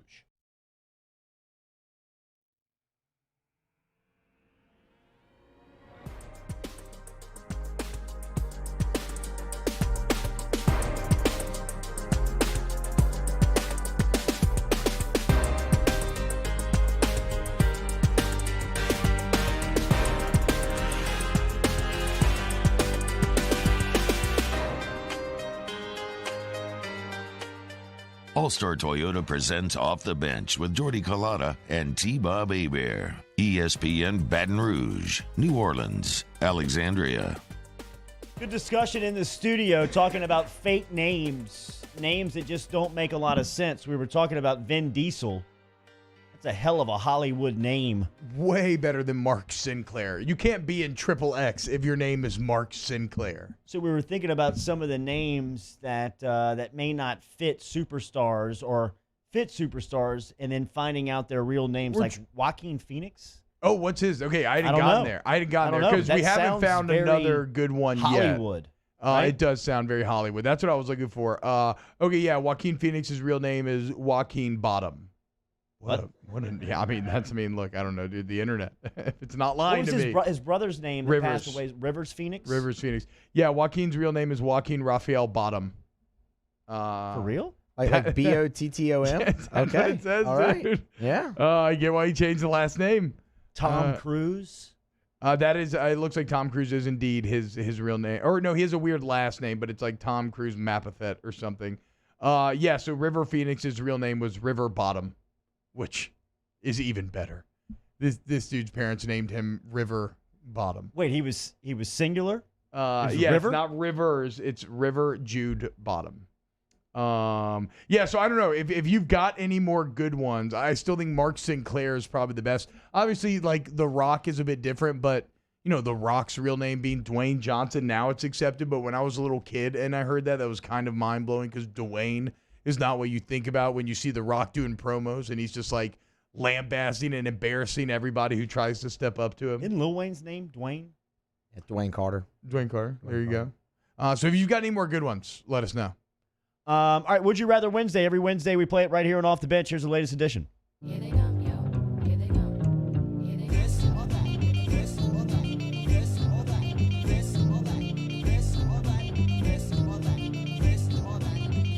Okay, which would you rather be? Now, what superpower would you rather have? The question is, would you rather date the blind or the deaf? Would you rather drown or be burned alive? Would you rather be overpaid or underrated? Rather you just said thank you and went on your way. You can't handle the truth. You can't handle this game. I think we answered this one off air, not on air, so we're going to bring it on air. Would you rather fight a chicken to the death every time you get in your vehicle, or once a year you have to fight an orangutan to the death using a sword? Oh, but you get a sword. You do get a sword. You get a weapon. You do get a weapon. You don't have a weapon for the chicken. Every time if you I need get in a the sword car- for the chicken, you're a bum. Every time I get in the car. Every time you get in the car, you got to kill a chicken. I think you're underestimating chickens, T-Bob. I don't think I am. I you really might don't be. think I am. I think you dude. might be. They What's look like they could be a pesky little creature, peck the hell out of you. Yeah, they'll peck me, and I'll wring their necks. I mean, just grab it. Hey, how about this? Endless food supply. And by the end of it, yes, you're going to be very annoyed when you have to kill chicken every time you get in, but it's going to become so commonplace. Yeah, like Jordan, you're going to snatch it You're over gonna the get neck, used to a it. quick twirl, and it's. I remember watching my uncle kill chickens to cook back in the day, and his efficiency in wringing their necks was, I mean, it was just that. It was just neck grab, one little flip, It's game as if over. he did it every time he got in his car. Exactly. Give me the chicken. I'm sold. And that's like way less gory than having to slice up an orangutan who's too human-like with a sword. I'm not into that. And then you have delicious homemade organic fried chicken every day, which if you've ever had like fresh killed chicken, it's the best. You sold me. Would you rather live in a real-life version of The Walking Dead or Jurassic Park? Oh. So for those that don't know, Jordan, I don't know if you know about Walking Dead, but it's a zombie apocalypse, yeah. essentially. Slow-moving zombies, for whatever that's worth. And then, obviously, Jurassic Park. They travel in packs, right? Yes, zombies can tend to herd up. They can also be singular. So am I like a scientist in the Jurassic Park? No, you are just in just a normal Jurassic person? Park.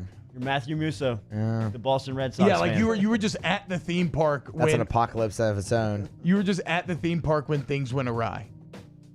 I mean, I for the exciting life, give me Jurassic Park. Oh God. I think I might have to go with the zombies. Yeah, I can at least have I weapons feel like and zombies fight. is a no-brainer. Oh, but see, no, y'all are missing a key element here, and why I'm going to side with Jordy is that the zombie apocalypse is just that. It's an apocalypse. The whole world sucks.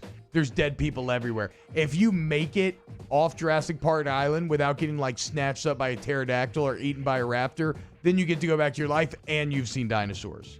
That's pretty cool. Jurassic Park. Would you rather become a goat? This is another we did in the commercial. Become a goat 2% more every year So like an actual goat, your body starts to transform into goat 2% every year, or feeling horny. Everyone over 80 tries to kill you when they see you. You have to fight a lot of old people, man. Sounds like a typical day in the life of Jordy Collada, where every 80-year-old wants to beat the hell out of him. Dude, they're coming strong today. They're coming strong today. They are. Golly. I think I just have to be a circus freak and take the goat thing. I mean, I can't just be smashing grandmas and grandpas left and right, dude. I would feel so bad. It's self-defense, though. They're trying It's to not kill that you. bad, man. No, They're I know. trying to kill you. This is self-defense. I mean, they run their mouths. They're It is very self-defense. entitled. Danny, feel what like do you they have know an it opinion all. here? Yeah, I'm picking the old people. Dan, let's go. Mount up, Dan. Yeah, I'm going to have to go old people, too. I don't want to look like a goat. I'm going to be, you want to go visit your grandma in the nursing home? Tough day, Dick and Dale. I cannot go to the nursing home. You trust me, it's not a good place for me. You step inside and like you just hear all the walkers shuffling. I'm gonna get you. Would you Come rather, here, old man. Would you rather play video games with a keyboard and mouse or a controller? Controller. I agree. I didn't know if Is any this of y'all were debatable? nerdy. So yes, it like keyboard and mouse are viewed as the superior setup if you're like talking about just precision and trying to play games to the best of your ability. That said, I play a lot of both. The comfortability of a controller just cannot be beat. But I mean, if you're doing a shooter, right, and you're highly competitive, you got to go keyboard and mouse. You're not going to be, you'll smash a controller every time. Wow. It's just more exact. Would you rather have the same drink flavor for the rest of your life for everything you drink, or every day brings a new flavor, but the flavors will never repeat? So if you love one, you'll never get it again. You can have one that you love every day for the rest of your life, and that's all you can have. Or you get a new one every single day with it never. I don't believe there's that many good flavors. Give me one. And if I've got to taste test one every day, I might get one good one a week. If I know I like one and I get that every day, sign me up. I know it'll become lame in a year and a half, but you know what? I am someone who has ordered the same thing from Waffle House for like 15 years straight, so I can jive with that. I'll go with the same flavor every day. That's because it's All-Star Breakfast or Bust. But, yes, it is. I'll take the variety. Give me the new flavor. Okay. Surprising. I'm taking the new flavor. Okay. I hate trying the same stuff over and over again. Well, we could have guessed that from your dating life, Danny. By the way, it's a bacon Texas cheesesteak double plate smothered covered with a vanilla coconut waffle on the side, Musso. It's just not true. Nobody gets chunked? Oh, smothered, covered, and chunked. Is chunked ham? Mm-hmm. Oh, okay. That's probably pretty good. Will Wade, coming up next. Off the bench with Collada and T-Bob. We're brought to you daily by Coy's Diesel. Remember, online at coysdiesel.com. If you drive a light, medium, or heavy-duty diesel truck, Coy and the crew ready for you today. In fact, if you're on the side of the road, they offer 24-hour roadside assistance. Put this number into your contacts list, 225-647-3699. 647-3699. That's Coy's Diesel, located on Airline Highway out in Gonzales. Easy way to find them is by logging online at coysdiesel.com. Kristen pops up in the text chat. She can help you with sales, service. In fact, if you need that 24-hour roadside service, she can get out to you today. coysdiesel.com. coysdiesel.com. coysdiesel.com. Like Jordy said, for any of your diesel vehicle needs, why wouldn't you go to the place that has diesel in the name? Get that 24/7 emergency roadside assistance. When you go to the website, chat box pops up immediately. You can talk if you need to schedule service. You're looking for parts. They got great drop-down menus to find whatever you need. Year, make, model, doesn't matter. The one-stop diesel shop, coysdiesel.com. Off the bench, hanging with Esther and Annie. After further review and more are all live daily on the 104.5 ESPN Baton Rouge YouTube channel. Subscribe now to interact with us inside the live chat driven by Bayou Ford. If I built a van, it would do more than haul. It would carry my entire business. I'd make it available in dozens, if not thousands of configurations. It would keep an eye on my fleet. Get an eye out for danger. If I built a van, I'd make it available in diesel and gas. And I'd build it right here in South Carolina. Introducing the all-new Sprinter, starting at $33,790. Built in the USA. Mercedes-Benz. Vans. Born to run.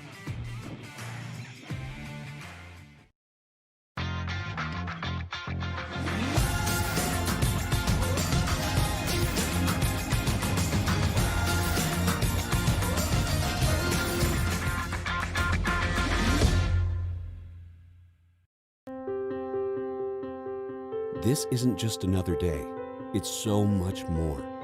Kelly's life was put on hold when her auctioneer primary care doctor discovered a rare blood disorder. Her doctor connected her to an auctioneer care team of cancer, heart, and kidney specialists. With multiple primary care locations around Baton Rouge, same-day appointments, and online scheduling, we're relentless about keeping you healthy.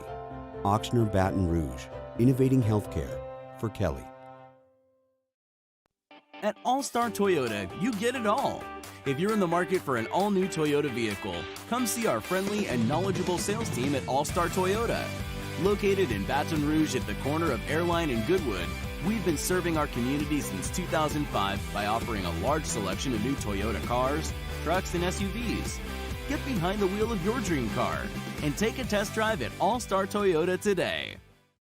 Are you a licensed contractor? There's lots of good contractors in Louisiana doing work the right way, but unfortunately, too many unlicensed contractors are working outside the licensing requirements. Working as a contractor in Louisiana requires a license for the company doing the work. The Louisiana State Licensing Board for Contractors wants to help you get licensed to allow you to conduct work legally. It's not difficult to get the license. We can help you. Go to lacontractor.org for more information. Licensed contractors, it's the law. Gulf Coast Office Products is a nationally recognized Savin office equipment dealer based right here in Louisiana. Over 100 employees strong, Gulf Coast has the boots on the ground to support all vertical markets from education, engineering, legal, and finance. With the latest in office technology from desktop to production segment units, Gulf Coast and Savin have the perfect fit for you. Call 225-756-2644. That's 756-2644 for Gulf Coast Office Products. At Corvell Toyota in Opelousas, you can get into a new Highlander for $4,000 off MSRP. Yes, $4,000 off MSRP, and we have many in stock. So come on down to Happy Town. That's Corvell Toyota in Opelousas. Happy Town, USA. It's a Wednesday edition of Game Time, live from Rouge Creole on Perkins Row. The guys break down the latest lines in the world of sports, and hopefully they're staying dry. Game Time, 6 to 8 p.m. on 104.5 ESPN Baton Rouge.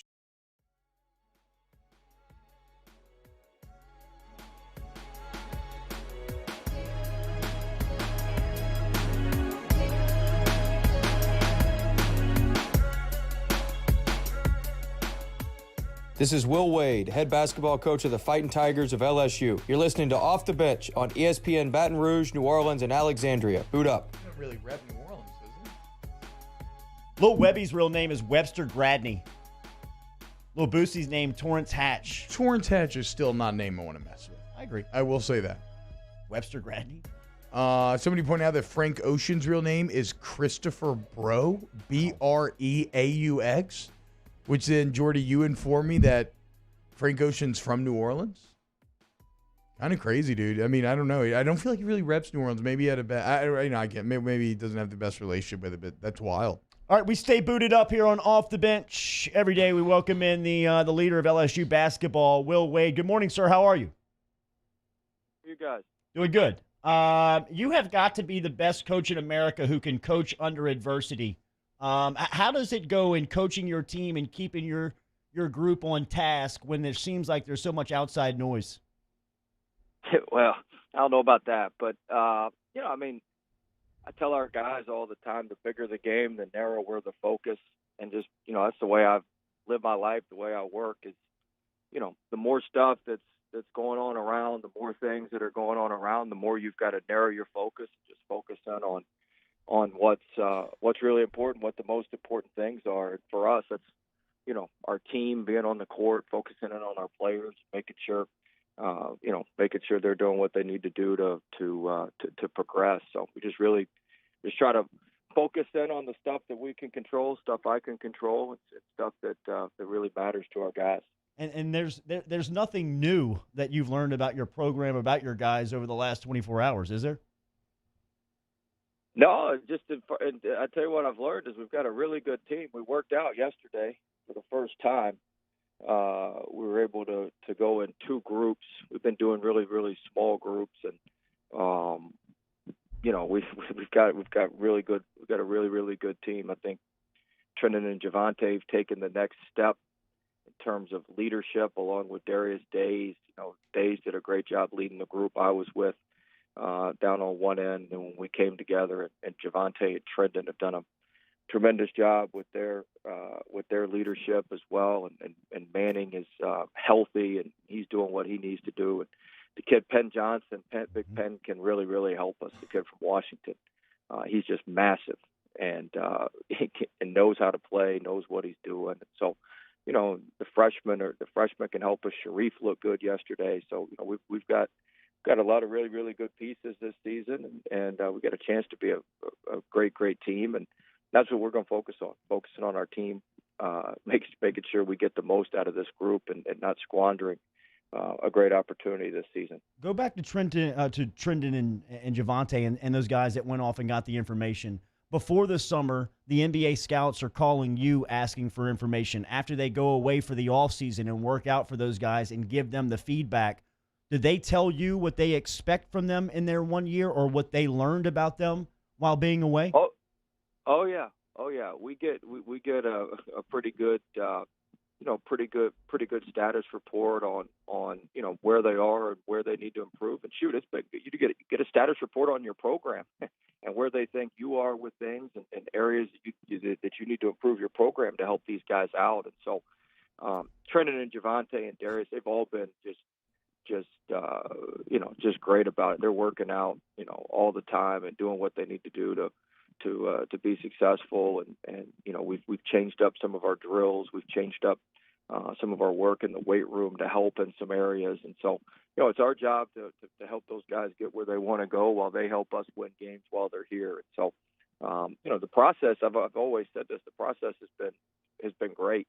And all three of them have come back better off, more focused, understand what a business it is at that level and what it takes to make it at that level. And like I said, all three of them have been absolutely phenomenal. Talking to Will Wade, LSU head basketball coach here on Off the Bench.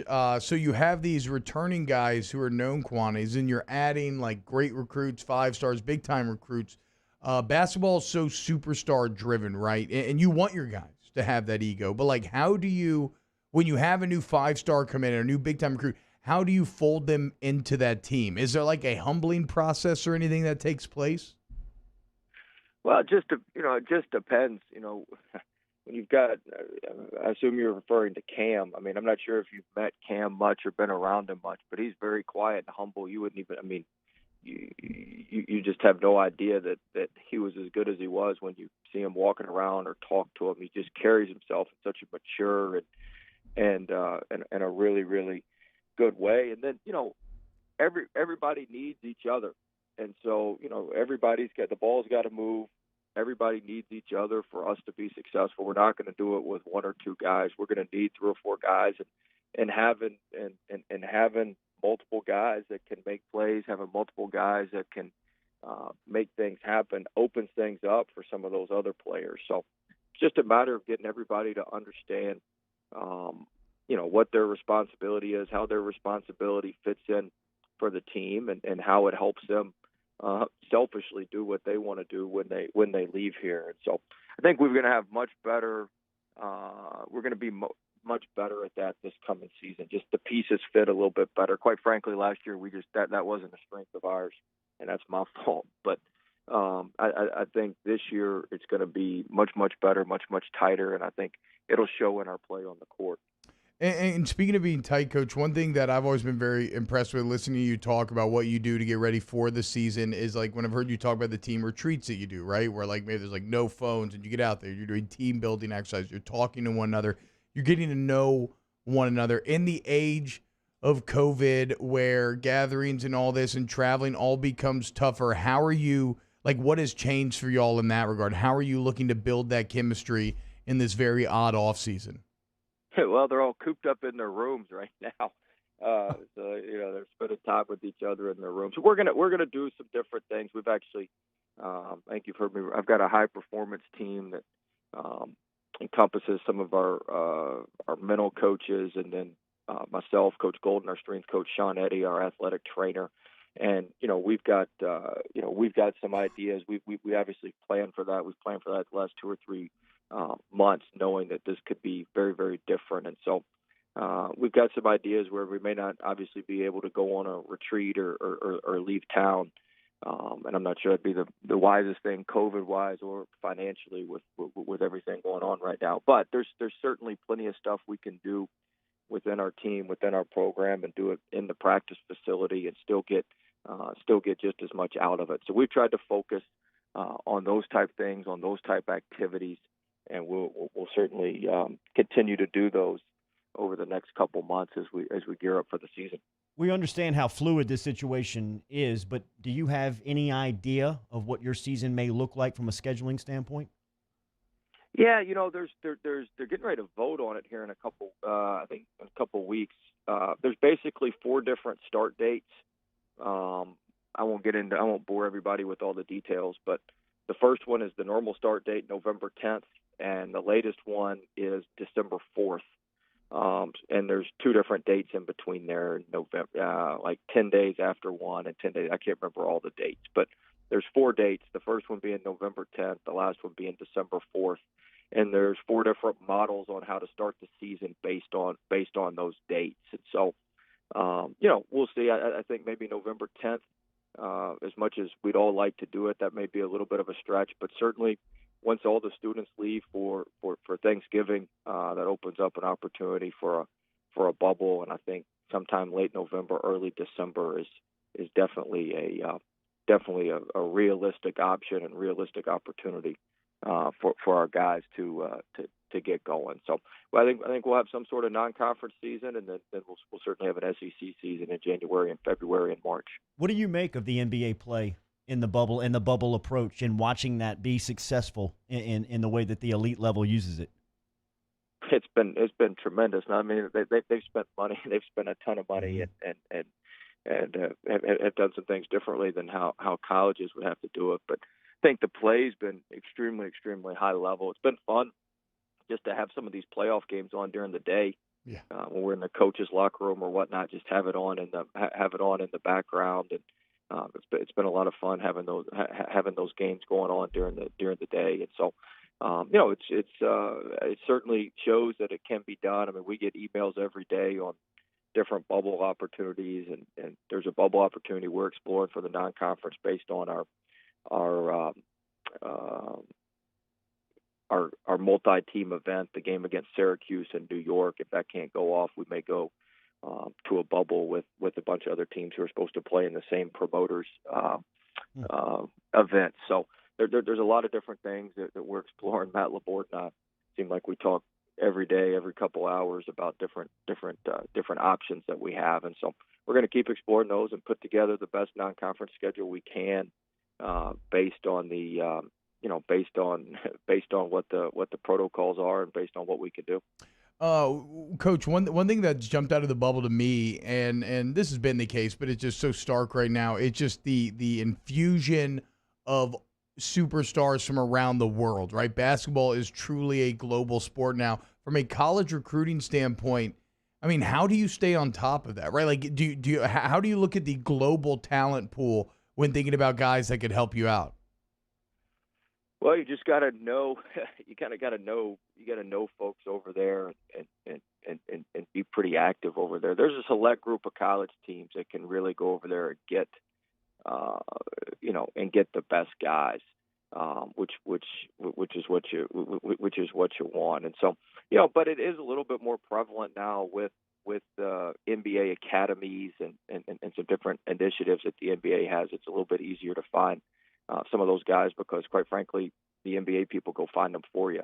And so it's not real hard to spot an NBA player, a potential NBA player once they're a freshman or sophomore in high school. It's fairly simple to see that guy has a chance. Not that he's going to make it, but he has a chance, and anybody has a chance is pretty much going to be a top 75 player. And so the NBA's done that through their NBA academies, and then you just got to have contacts overseas, go to the World Championships over there, go to the under 16, under 17, under 18 nationals over there, which we've done a little bit. And so you just gotta you gotta find the right guy and lock into the right guy and know the right people. But there's certainly quite a few more steps when you go that route. Last one, Coach. We'll get you out of here. I know you guys are off today, but what's the schedule like now that classes are back in session? Well, we're out of season, so whenever the school shuts down, we can't do anything, and so we're off today. I'm assuming school will probably be shut down tomorrow too, and so we'll probably be off tomorrow, and then we'll just see what happens. But we'll be lifting and working out every day, lifting 4 days a week, working out 5 days a week, taking off on the weekends, and then. Once we have an idea of when the first game is, we can count back 42 days from that date and be ready to start practice. Boot up, Will Wade. Thanks for the time this morning, Coach. Thanks, guys. Have a great day. Yes, Thanks, sir. Coach. Close that hour 2 next. Off the bench with Kalata and T-Bob. Brought to you daily by Secure Shredding and Recycling. Remember, online, secureshreddingandrecycling.com. Get in touch with the crew today about the Off the Bench special. They'll help you out with your demolition of your hard drives. In fact, they'll take 2 of them and demolish them for free if you mention Off the Bench. They offer mobile shredding over there as well, drop-off shredding, online, secureshreddingandrecycling.com. SecureShreddingRecycling.com, SecureShreddingandRecycling.com. The local guys, LSU grads, okay? So unlike the national guys, like, first off, they're going to give you a better rate. So if money's all you care about, like, they're going to give you the best rate you're going to find anywhere. But it goes beyond that. It's the customer service. It's a relationship. Document destruction is a services business. They are there to serve your needs. At Secure Shredding, they understand that. So they have drop-off points. They can come out with their on-site vehicles and destroy the materials right there, or they can bring them back to their facilities and get rid of them. Either way, you can rely on them. They're also protecting the environment, getting rid of these things responsibly. Go to SecureShreddingandRecycling.com. Our listeners fire off their opinions on the jimsfirearms.net hotline at 499-1045. Keep listening for your next chance to shoot us your thoughts with the jimsfirearms.net hotline on 1045 ESPN Baton Rouge. Gulf Coast Bank and Trust is a local bank with a straightforward philosophy. It's about doing the right thing for our customers. Participating in our community with annual local fundraisers. Offering individual attention in a modern banking atmosphere with a trusted local company. Gulf Coast Bank invested in technology with a local touch, giving our customers the power to bank anywhere, anytime. We're building relationships through personal service as the bank that cares about you. Gulf Coast Bank and Trust, the bank that cares about you. If I built a van, it would do more than haul. It would carry my entire business. I'd make it available in dozens, make not thousands of configurations. It would keep an eye on my fleet. And an eye out for danger. If I built a van, I'd make it available in diesel and gas. And I'd build it right here in South Carolina. Introducing the all-new Sprinter, starting at $33,790. Built in the USA. Mercedes-Benz. Vans. Born to run.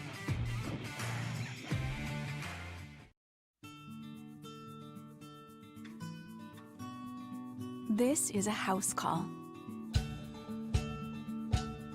This is a follow-up appointment. This is a diabetes checkup. This isn't just more convenient care, it's more advanced care. This is innovating healthcare at Louisiana's #1 hospital, Auctioner. ServiceMaster Elite create clean, disinfected work environments. As a local business, we take pride in serving the New Orleans and Baton Rouge areas. Our cleaning protocols follow CDC and OSHA standards for healthcare settings, offices, senior living, restaurants, and industrial plants. Contact ServiceMaster Elite to get your operation ready for reopening with germ disinfection cleaning. ServiceMaster Elite, the trusted choice in professional cleaning since 1996. To all of our heroes working on the front lines of this COVID-19 pandemic, your bravery and selflessness represent the very best of us, and we want to say thank you. I'm asking everyone around the state to join me in celebrating the heroism of our healthcare professionals on the 19th of every month at 1900 hours, that's 7 p.m. Write a note of appreciation, make plans to donate to charitable organizations, or say a prayer. To learn more, visit 19thanks.org. Thank you, and God bless. Crime has serious consequences, but anyone can make a mistake.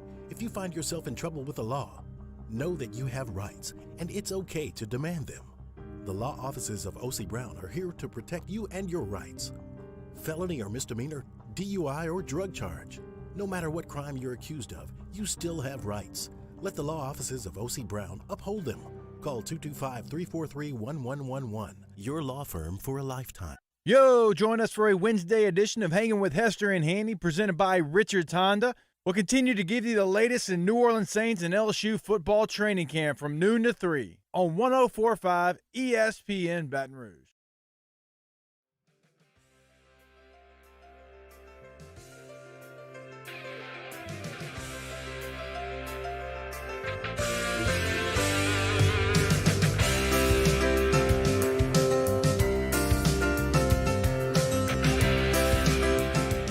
All-Star Toyota presents Off the Bench with Jordy Collada and T-Bob Hebert. ESPN Baton Rouge, New Orleans, Alexandria.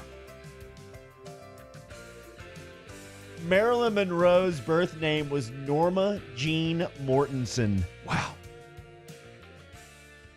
What Norma came Jean first, the just sex doesn't appeal play or the like it. name? No, I mean, Norma Jean's just not that. The president isn't getting horny for Norma Jean. No, he's not. He's not.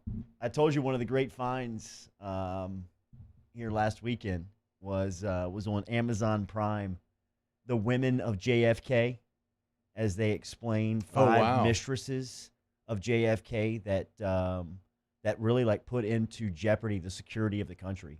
I mean, he was sleeping with one that was connected to the mob, one that was supposedly a German spy, one that was tied to the Communist Party. Marilyn Monroe was a huge issue. She called the White House all day. Come on, Marilyn. Come on, it dude. was- What are we doing? You can't be calling the White House. Maybe call like the red phone or something. Or I mean, JFK, get like a Monroe phone. Like you can't be just dialing up. Hey, it's Marilyn. Is John there? JFK told his assistant, "I get a headache if I don't get a piece of Strange every day." How about that? Okay. Now, also though, JFK during the Cuban Missile Crisis sat there and had the cojones. Maybe it's because they were so empty and satisfied, but he had the cojones to, when all of his military leaders were telling him to nuke Cuba and start World War III and begin the nuclear apocalypse. Like, imagine that. The military experts, those are the guys that you're supposed to rely on for military matters. To a man, they are unanimous you should nuke Cuba. And JFK sat there and told them no. Okay? So, granted, and this is a thing, I don't know, like, this is a deeper conversation to have.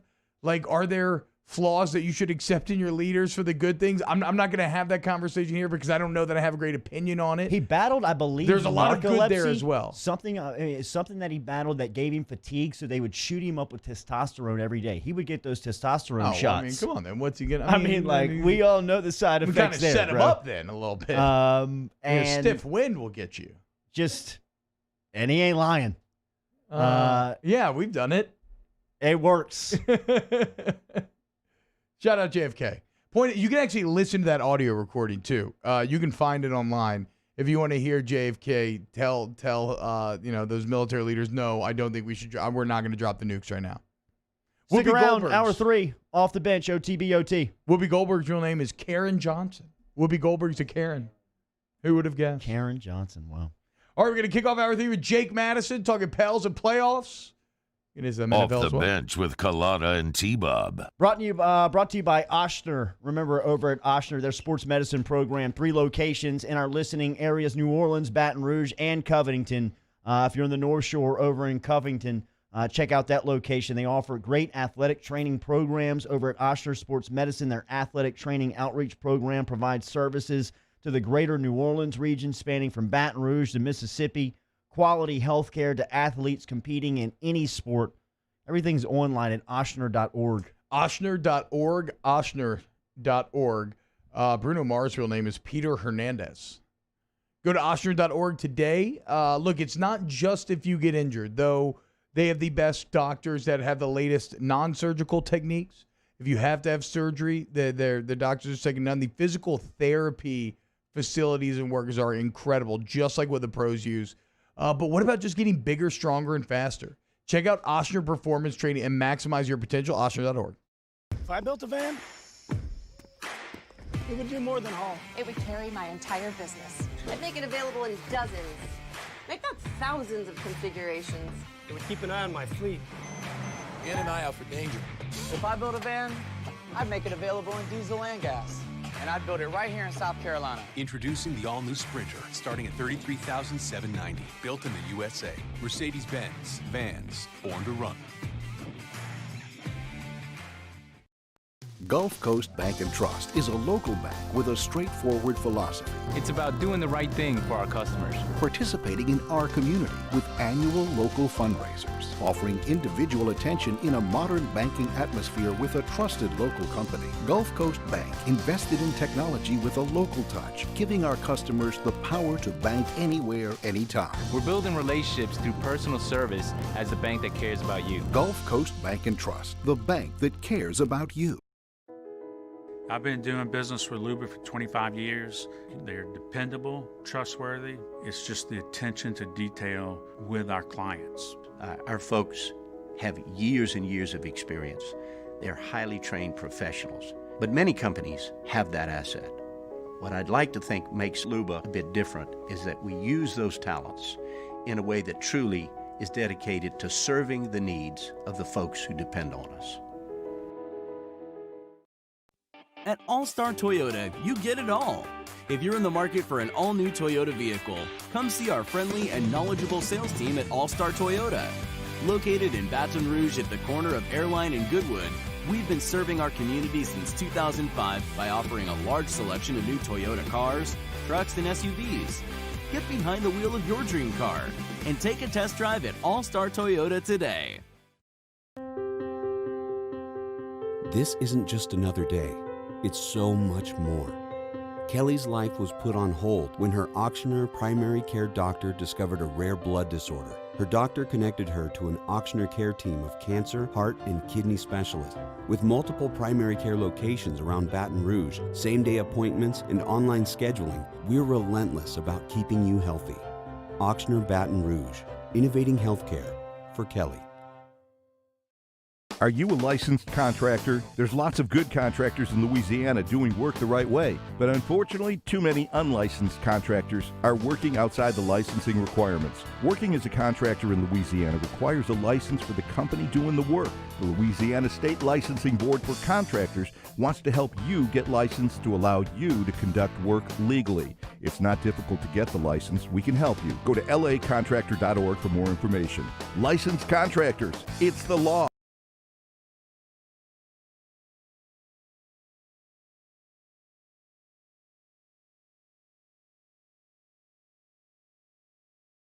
This hour is brought to you by Spencer Callahan Injury Lawyers.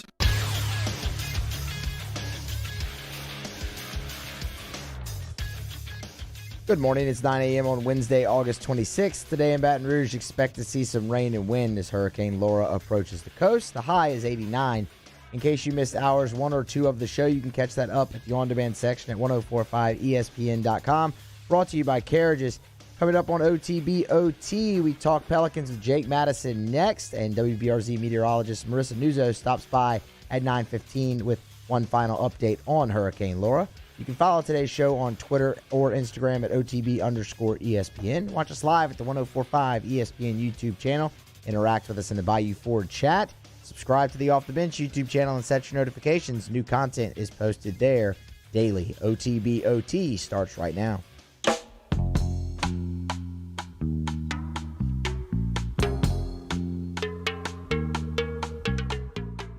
All-Star Toyota presents Off the Bench with Jordy Collada and T-Bob Hebert. ESPN Baton Rouge, New Orleans, Alexandria.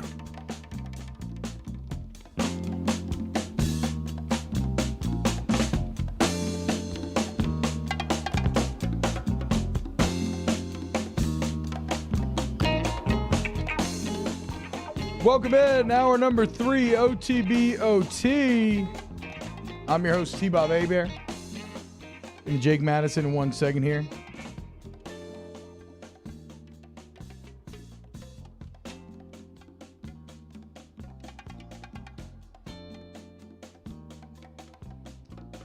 I'm here. I'm trying to figure out stuff. My family's freaking out. They're up in Manny, Louisiana, trying to see if they should come back to Baton Rouge or not. I'm like, I don't really know how to answer that. I mean, if you could think you got any insight, you can hop in the chat. I'm going to ask Marissa coming up next. Marissa News are going to stop by from WBRZ, give us another update on the Laura storm. And how about this, though? In a little brighter, a little happier news, it's National Dog Day today. Okay? National Dog Day today. Favorite part of having your dog? We'll get into it. Let's welcome in Jake Madison right now. I know he loves his pup. Jake Madison, host of the Locked on Pels daily podcast. Find him on Twitter at NolaJake. Jake, what up, man? How you doing today? Not too much. Just hoping the state of Louisiana doesn't have too much hit it during all of this and everyone's okay. But happy to be on talking some hoops with you. Yeah.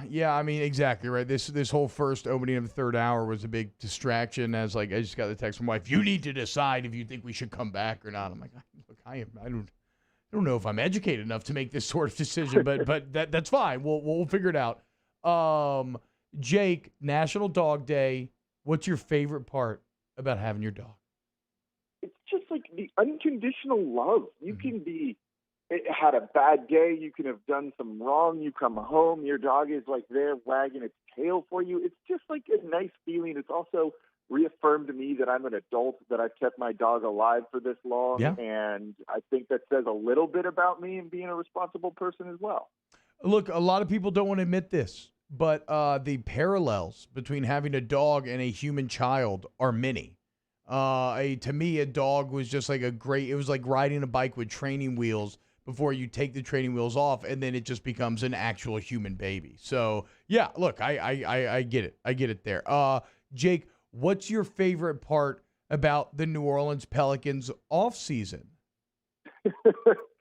I think this is a good. I don't want to say like Alvin Gentry being let go and dismissed by the team, but clearly that is something that needed to happen with this organization for them to be able to take the next step. So I think that ended up being a very good move.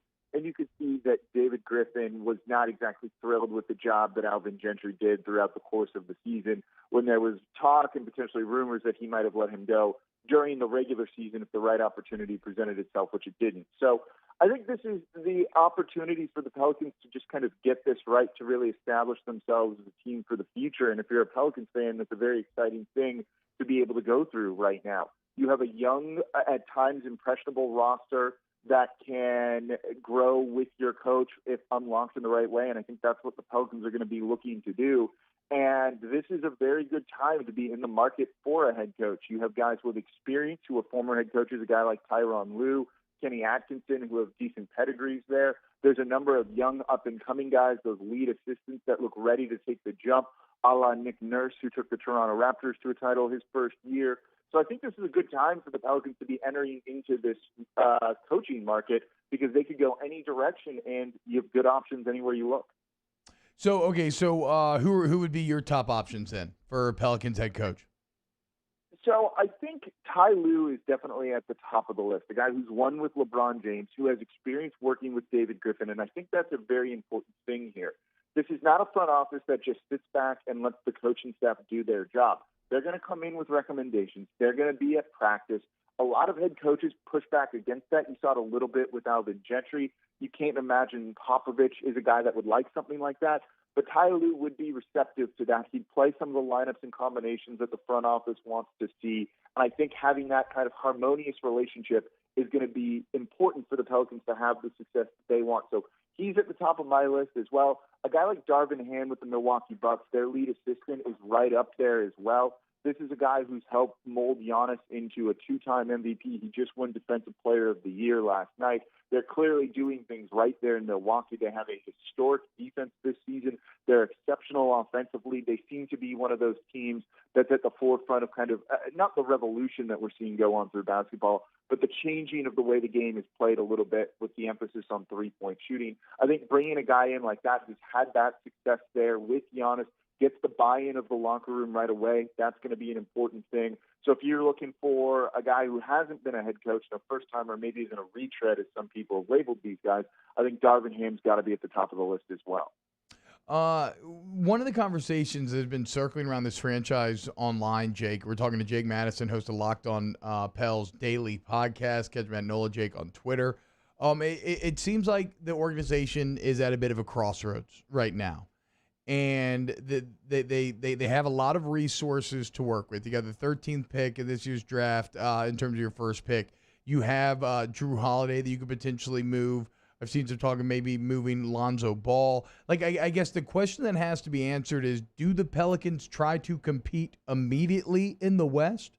Or do you try to stack even younger assets, maybe even like move a Drew, and then you take a more long-term approach? What do you think is the best path forward for the Pels right now?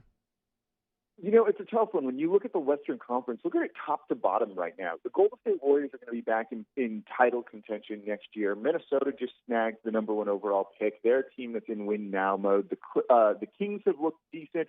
The Spurs are still the Spurs. The Phoenix Suns impressed everyone in the bubble. Is there one team in the Western Conference that is going to be out, like you can just fully say they will not make the playoffs no matter what next season? And I don't think there's one team in the Western Conference that you can say that about. It's just a gauntlet right there that you're going to have to go through. So I understand the idea of wait for a better window to try and move into title contention as a team. I caution against kind of the idea of almost a stealth tank or slowing down your rebuild to a degree. And you can kind of look to Philly as a bit of an example of that. They're a bit of a mess right now. You don't really feel good about the direction of that team despite having a lot of talent because they went through such a long rebuild, I think. At a certain point, your job is to win basketball games, right? You've got to go out and compete. And how long do you just wait to not be competitive? I also think that sends a message to your players. You've got Brandon Ingram, who's never made the playoffs, was in a bit of a dysfunctional situation with the Lakers before coming here to New Orleans. What message are you sending him, a guy you're about to give a max contract to that conceivably wants to be competitive? And you've seen it. Look at Damian Lillard in the playoffs and in the bubble getting his Portland Trailblazers team into the playoffs.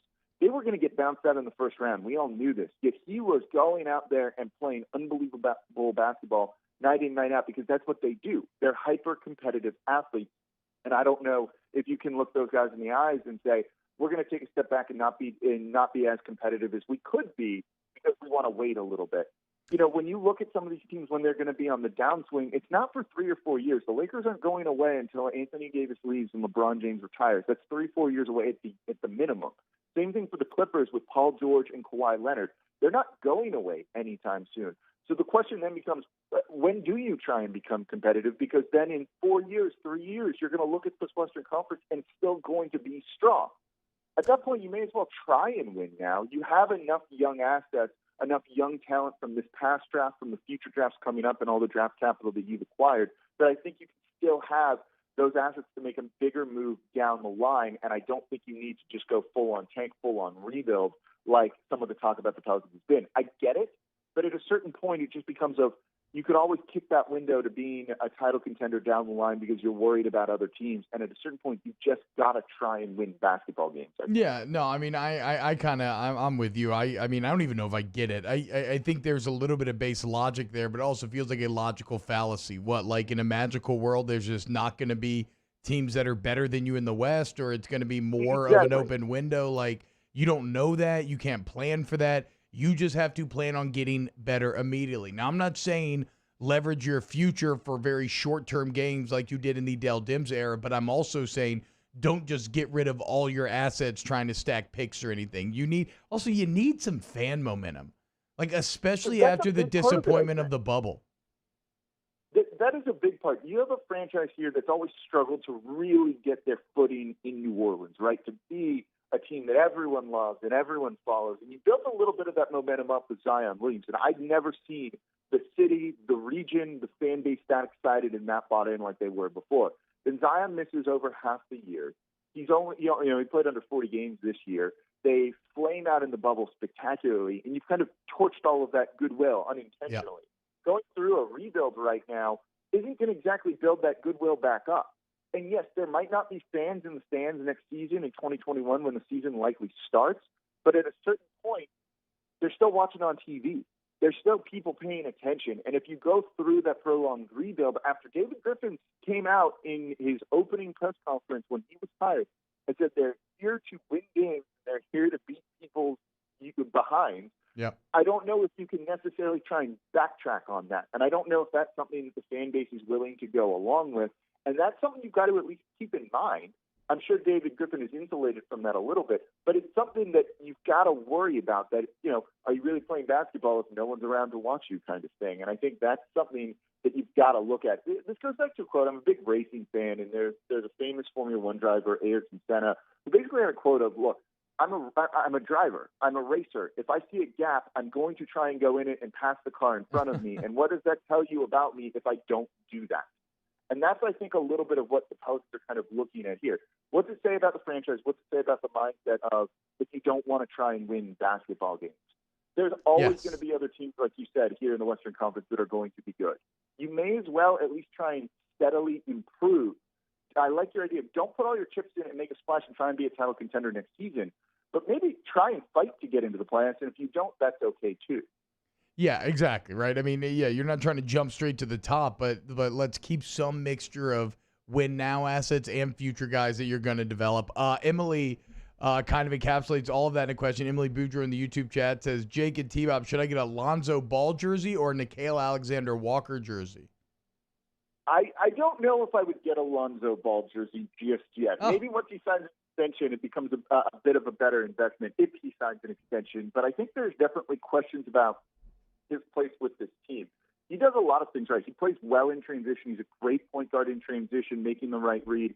But in the half court, he struggles. And if his three-point shot isn't falling, and it was good this year, and then kind of abandoned him in the bubble, he's a net negative in offense. He's not a great defender to kind of do what you need to do, and I think those are concerns. So I think this team is kind of evaluating his place here with this franchise. Maybe it's there, maybe it's not. I wouldn't buy a jersey just yet. Jake Madison, host of the Locked On Pels podcast every single day at NOLA Jake on Twitter. Jake, thank you so much, man. Of course. Thanks for having me on, T-Bob. All right. Take it easy. It's Jake Madison. Go follow him. Check out his work as well. Yeah, like you said, the Pelicans are at a crossroads. I just want to fight against that. Like, I keep seeing this in circles that the Pelicans are somehow have the luxury of being like, oh, we can sacrifice your. No, you got to get something going, man. You've been pathetic for too long, okay? You need a bit of success. Like, you can't just wake up one day and magically you're going to be a winner. As he said, look what happened to Philly. And now you talk to, like, Brody Miller and Philly fans, and they're more angry than they've ever been because they went through all the BS, and what do they have to show for it? Nothing. All right, coming up next here on OTB, we'll do a little Storm update and then dive into some football talk as well here on Off the Bench, 104.5, 100.3, 94.7 ESPN. OTB, OT. In times of need, get a full list of phone numbers, websites, and other important emergency information on the Demco Stormwatch page at 1045ESPN.com.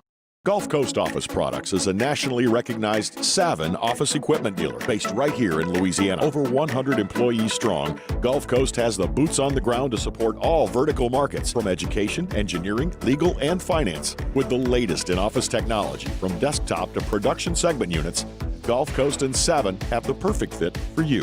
Call 225-756-2644. That's 756-2644 for Gulf Coast Office Products. I've been doing business with Luba for 25 years. They're dependable, trustworthy. It's just the attention to detail with our clients. Our folks have years and years of experience. They're highly trained professionals. But many companies have that asset. What I'd like to think makes Luba a bit different is that we use those talents in a way that truly is dedicated to serving the needs of the folks who depend on us. If I built a van, it would do more than haul. It would carry my entire business. I'd make it available in dozens, make not thousands of configurations. It would keep an eye on my fleet. And an eye out for danger. If I built a van, I'd make it available in diesel and gas. And I'd build it right here in South Carolina. Introducing the all-new Sprinter, starting at $33,790. Built in the USA. Mercedes-Benz. Vans. Born to run.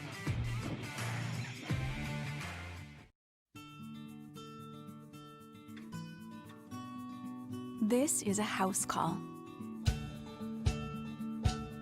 This is a follow-up appointment. This is a diabetes checkup. This isn't just more convenient care, it's more advanced care. This is innovating healthcare at Louisiana's #1 hospital, Ochsner. ServiceMaster Elite create clean, disinfected work environments. As a local business, we take pride in serving the New Orleans and Baton Rouge areas. Our cleaning protocols follow CDC and OSHA standards for healthcare settings, offices, senior living, restaurants, and industrial plants. Contact ServiceMaster Elite to get your operation ready for reopening with germ disinfection cleaning. ServiceMaster Elite, the trusted choice in professional cleaning since 1996. To all of our heroes working on the front lines of this COVID-19 pandemic, your bravery and selflessness represent the very best of us, and we want to say thank you. I'm asking everyone around the state to join me in celebrating the heroism of our healthcare professionals on the 19th of every month at 1900 hours, that's 7 p.m. Write a note of appreciation, make plans to donate to charitable organizations, or say a prayer. To learn more, visit 19thanks.org. Thank you, and God bless. Crime has serious consequences, but anyone can make a mistake. If you find yourself in trouble with the law, know that you have rights, and it's okay to demand them. The law offices of O.C. Brown are here to protect you and your rights. Felony or misdemeanor, DUI or drug charge. No matter what crime you're accused of, you still have rights. Let the law offices of O.C. Brown uphold them. Call 225-343-1111. Your law firm for a lifetime. Gulf Coast Bank and Trust is a local bank with a straightforward philosophy. It's about doing the right thing for our customers. Participating in our community with annual local fundraisers, offering individual attention in a modern banking atmosphere with a trusted local company. Gulf Coast Bank invested in technology with a local touch, giving our customers the power to bank anywhere, anytime. We're building relationships through personal service as the bank that cares about you. Hey, it's Matt Moscona inviting you to join us for Wednesday's Hump Day AFR presented by Pluckers. College football win totals are out. Russ Mitchell of College Football News joins us to dissect them. You join us as well, 3 to 6. 104.5 ESPN Baton Rouge.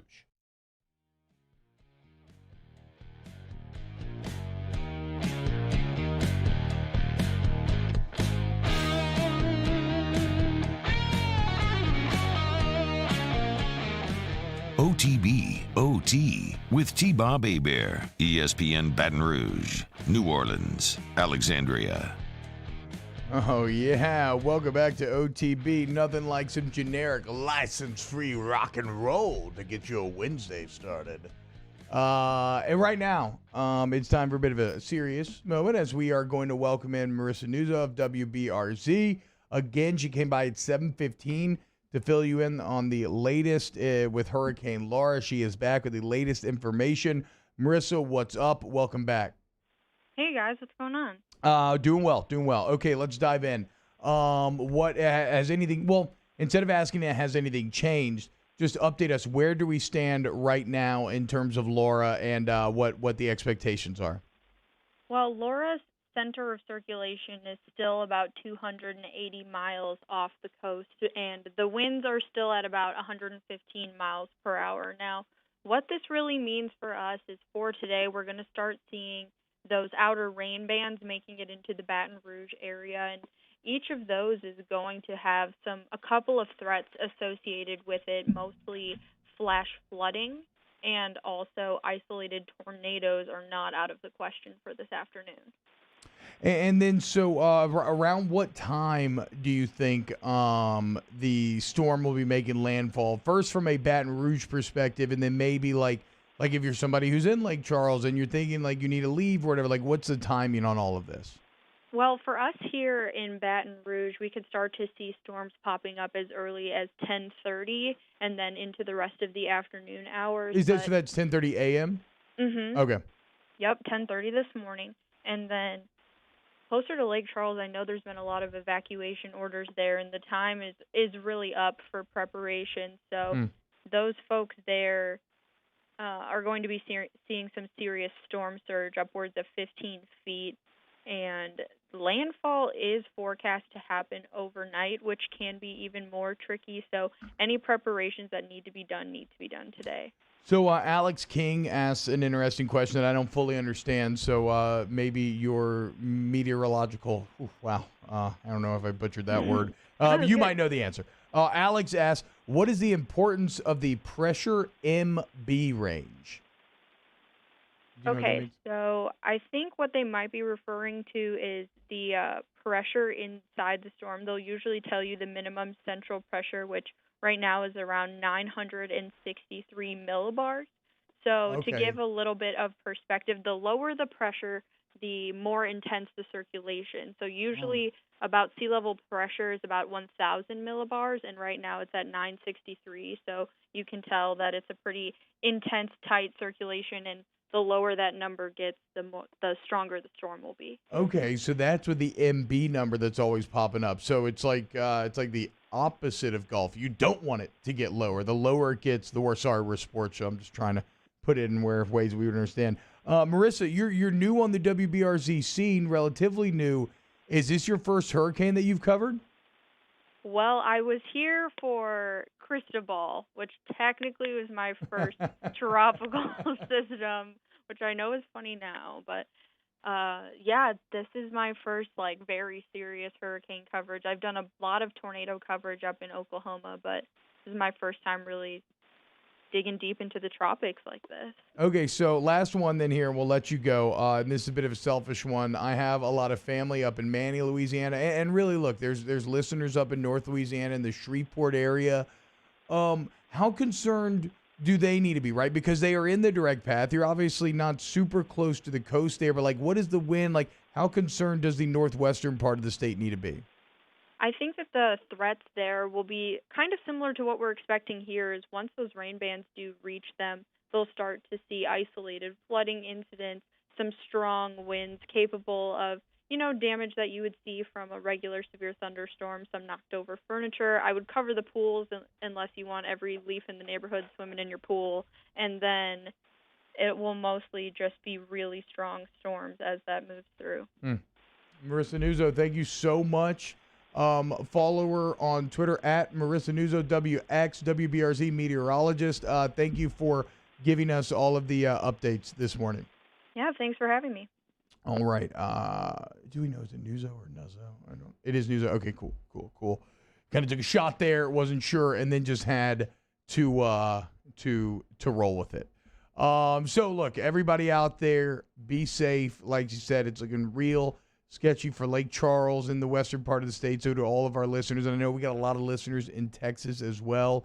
If you need to evacuate. If you didn't have the opportunity or chose not to, hunker down, stay safe. Our thoughts and prayers are with you. You're going to be all good. And then if you're in the Baton Rouge area, just follow whatever WBRZ and the people who know are telling you to do. All right. Before we get into it, so we're going to have Larry Holder for a quick camp update. He's going to come up and stop by next. He's going to answer a few Saints questions that we may have. We talked a lot yesterday about Bucs Saints. I continue to pinch myself. Here we are 3 weeks away.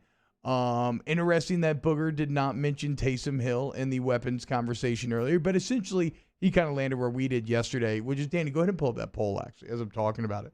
But it is a bit of a wash, right? I think they just have advantages in different areas. Final answers, kind of, the Saints have the advantage in the running back room. They have an advantage in Taysom Hill in that he's kind of a tight end running. He's kind of a hybrid that nobody else has. They have an advantage that their wide receiver one is better than Mike Evans, but the Bucs' entirety wide receiver group may actually be a bit better, and the Bucs obviously have the advantage at tight end. What was the final poll results from yesterday, Danny? The final results were, no surprise here, the Saints won 83%. Okay. Buccaneers 17.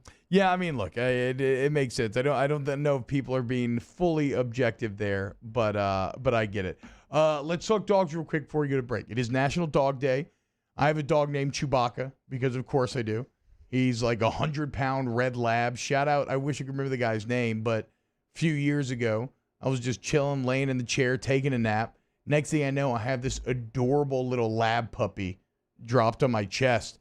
And my wife had seen her friend, thank you, Sarah, had alerted her to a Facebook post in which somebody was selling these puppies for like $20 a pop. in Eunice. I guess his dog got knocked up by the neighbor or something, right? And so we had no idea what this thing was going to look now. He is now 100 pounds. He comes up to my waist. He's like a red lab. He's awesome. We think his dad's an Irish setter. We know the mom's a yellow lab. We're not entirely sure. Either way, he's awesome. I was always a cat guy before the dog. I was always a cat guy. Never really had a dog. I had dogs growing up, but I was actually never super close to them. It's when my dad stopped having dogs. It was always just my dad taking care of him and the kids like messing around. So these last few years are actually my first look into the dog life. And as much as I love my cat, I kind of get it now. A cat is like a roommate, right? I might like dap up a cat, pass a joint to him. Like it's like somebody that you're just kind of chilling out with, right? A dog is like a kid. Like they're in love with you. You're in love with them. When you first get it, you're like filming it and posting it over social media. You're like, oh, look at what Chewbacca did. Oh, he's so tired from the lake. I should post about this. Like all that kind of stuff. So I fully get the dog love. Now, what about y'all? Where's your dog situations at? Your dogs are the greatest pet you can ever own, and that's fact. It's hard to argue with. I love our dog, our little dog Max that we have. He's 12. He just made 12. Whoa, congrats to Max, the veteran. The vet, yeah. Started out as the sister's dog, then very quickly just became the family pet. So he's fantastic. We love him. What about you, Danny? You got any pups? Yeah, I got 2 standard poodles. Oh, and poodle guy, Danny. Look at you. You're like an onion. You just peel back the layers and you learn more and more. No, I mean, they're nice dogs. I wasn't a big poodle fan, but yeah, they're like the best poodle you can get. So if you had your choice, you get any type of dog in the world, what type you get? Oh, that's easy. German Shepherd, and I will own one day. Thinking chocolate. Really? Mm-hmm. Yeah, I mean, you were quick on that draw. So this is something you fantasized about. I love German Shepherds. You fantasized about this the same way that I fantasized about having one of those fake surfing waves in my backyard. That would be awesome. Those things hurt. They do hurt. Those things hurt. But if you could get on and be a beast at it when you're at a water park, it'd be very impressive.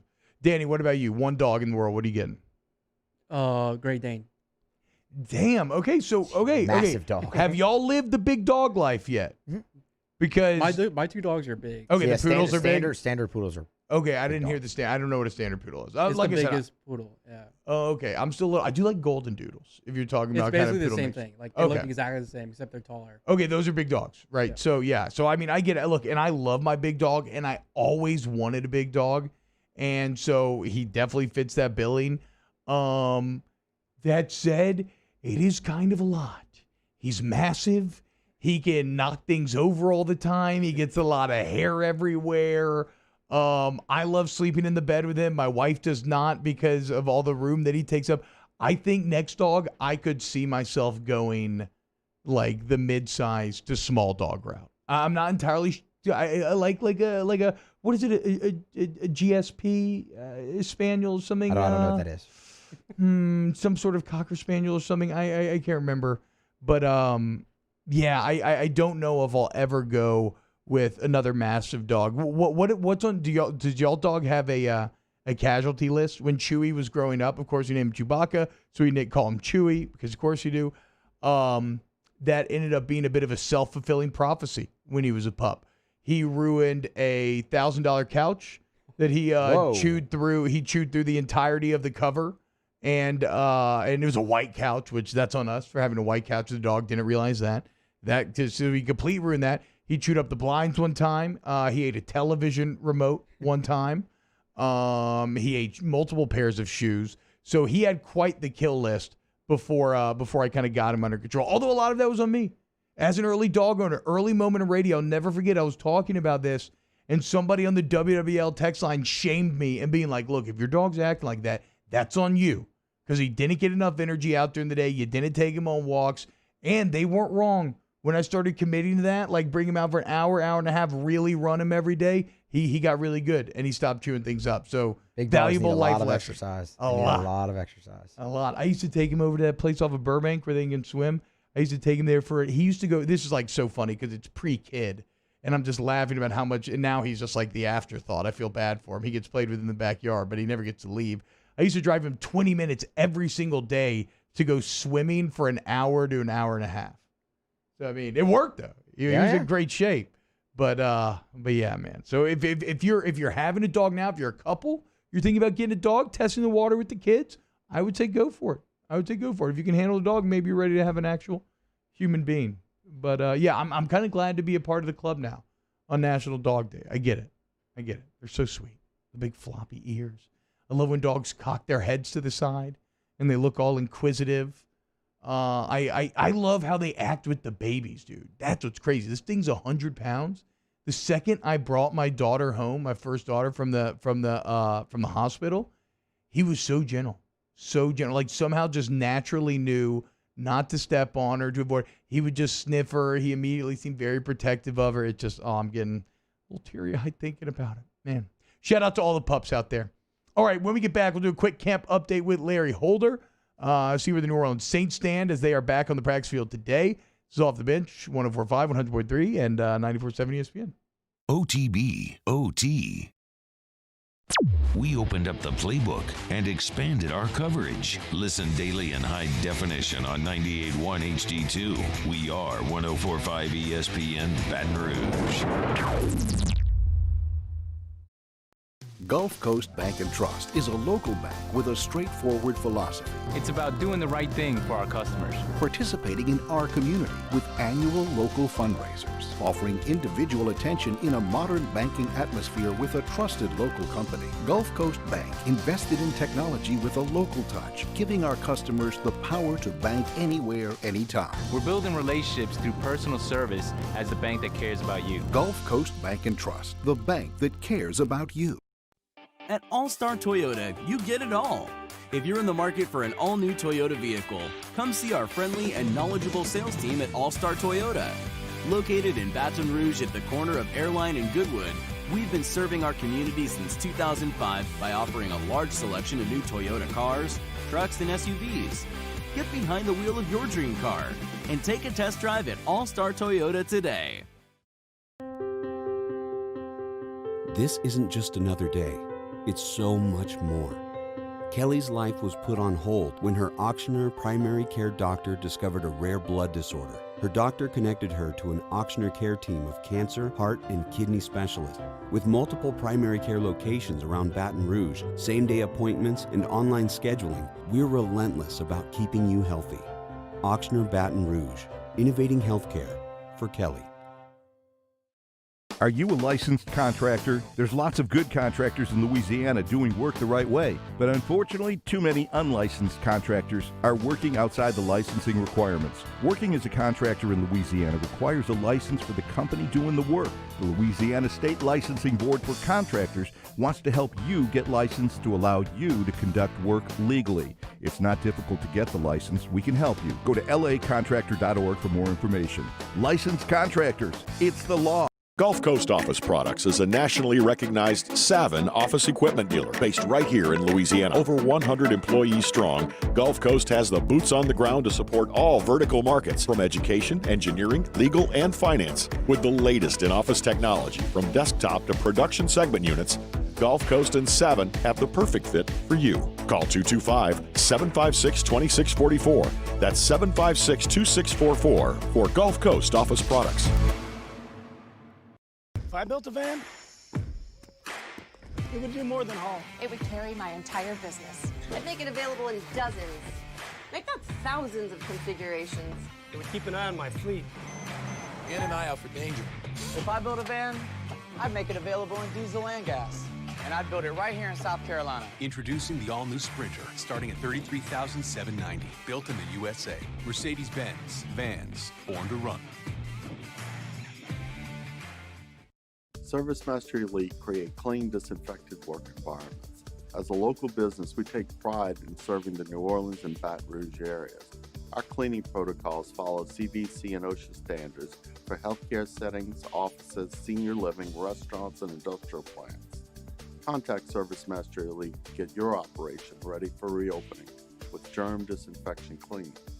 Service Mastery Elite, the trusted choice in professional cleaning since 1996.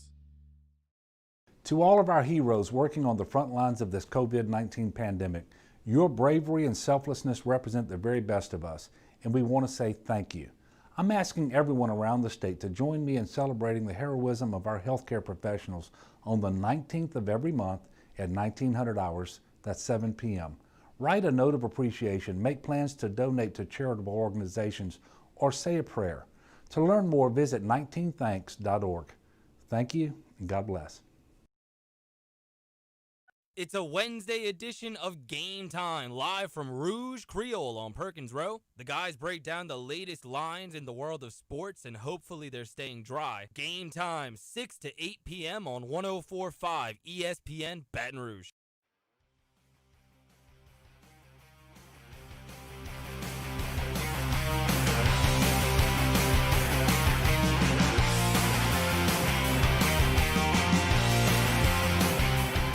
OTB, OT, with T-Bob Hebert, ESPN Baton Rouge, New Orleans, Alexandria.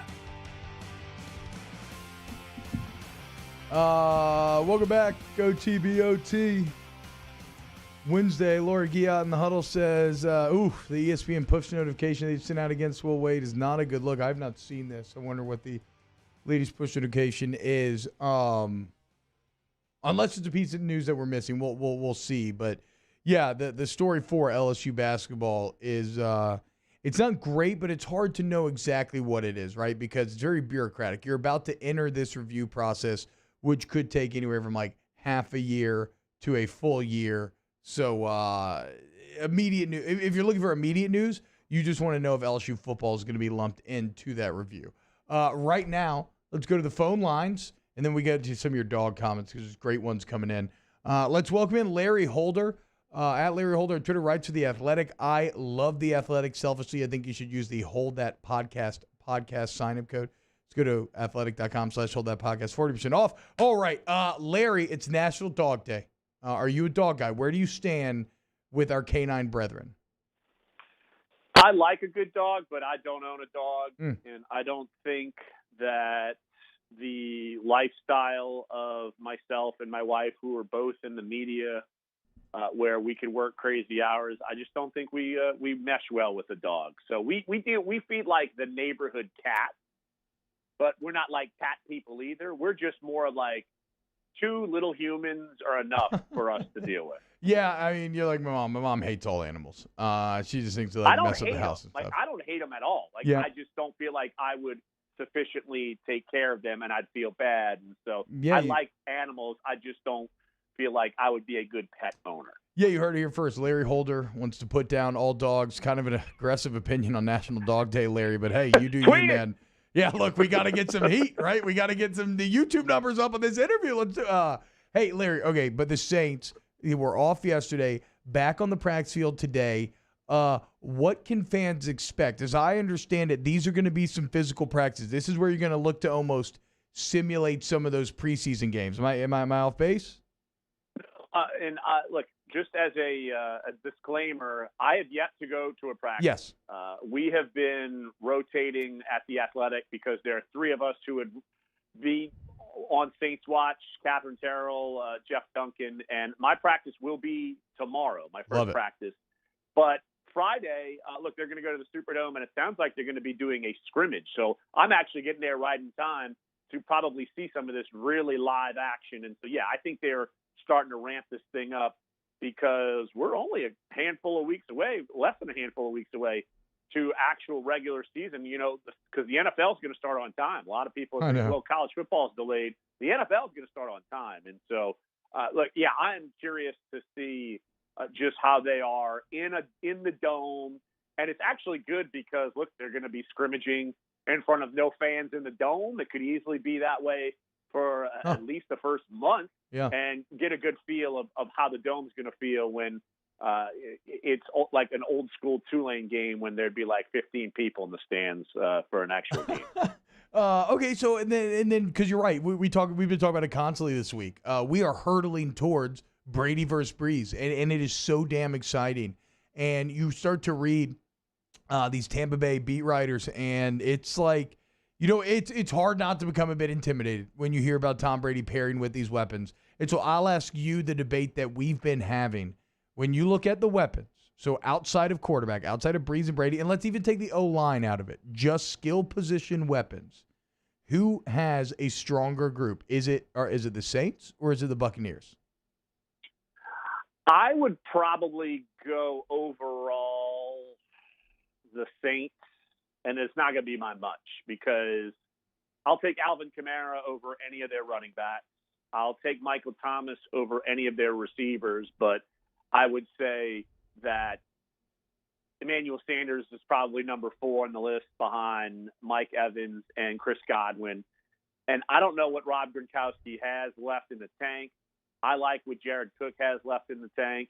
And so I'm going to go just by a smidge, I would say the Saints. But if you're excluding offensive line, because the Saints' offensive line is much better than Tampa's offensive line. I've actually started kind of diving in and doing some digging already because I'm curious. I'm intrigued by the matchup already, so I've been looking. And, yeah, Tampa's offensive line can be had.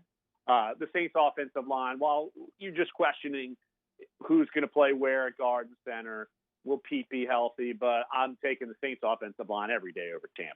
Okay, so and that's a great point, and that's something that we touched on yesterday. But I was like, to be honest, I don't know a ton about Tampa's line. I know the Saints are better, but I don't know how bad Tampa's line is. So when you look, how do you like the Saints' D line matching up with what Tampa's bringing up front? Yeah, I think the Saints D line, and it's funny whenever Cam Jordan hears or sees something tweeted about Donovan Smith, their tackle, he's like, "Oh yeah, keep paying him, keep him around," because he typically has good games against him. And look, I just feel like they've got a Tristan Wirfs. He's a first-round pick, high first-round pick. We know he's going to be a good player, but it's going to be game 1 in the NFL when they play. They're kind of weak at center and one of the guard spots, Alex Kappa, he's kind of a hit or miss. Ali Marpet is probably their best overall offensive lineman at the other guard, and Donovan Smith, even though Cam likes to pick on Donovan Smith, I do think that some of the numbers that I've looked up may be a little bit skewed because they've thrown the ball so much, especially last year. So I'm gauging it off of last year's numbers.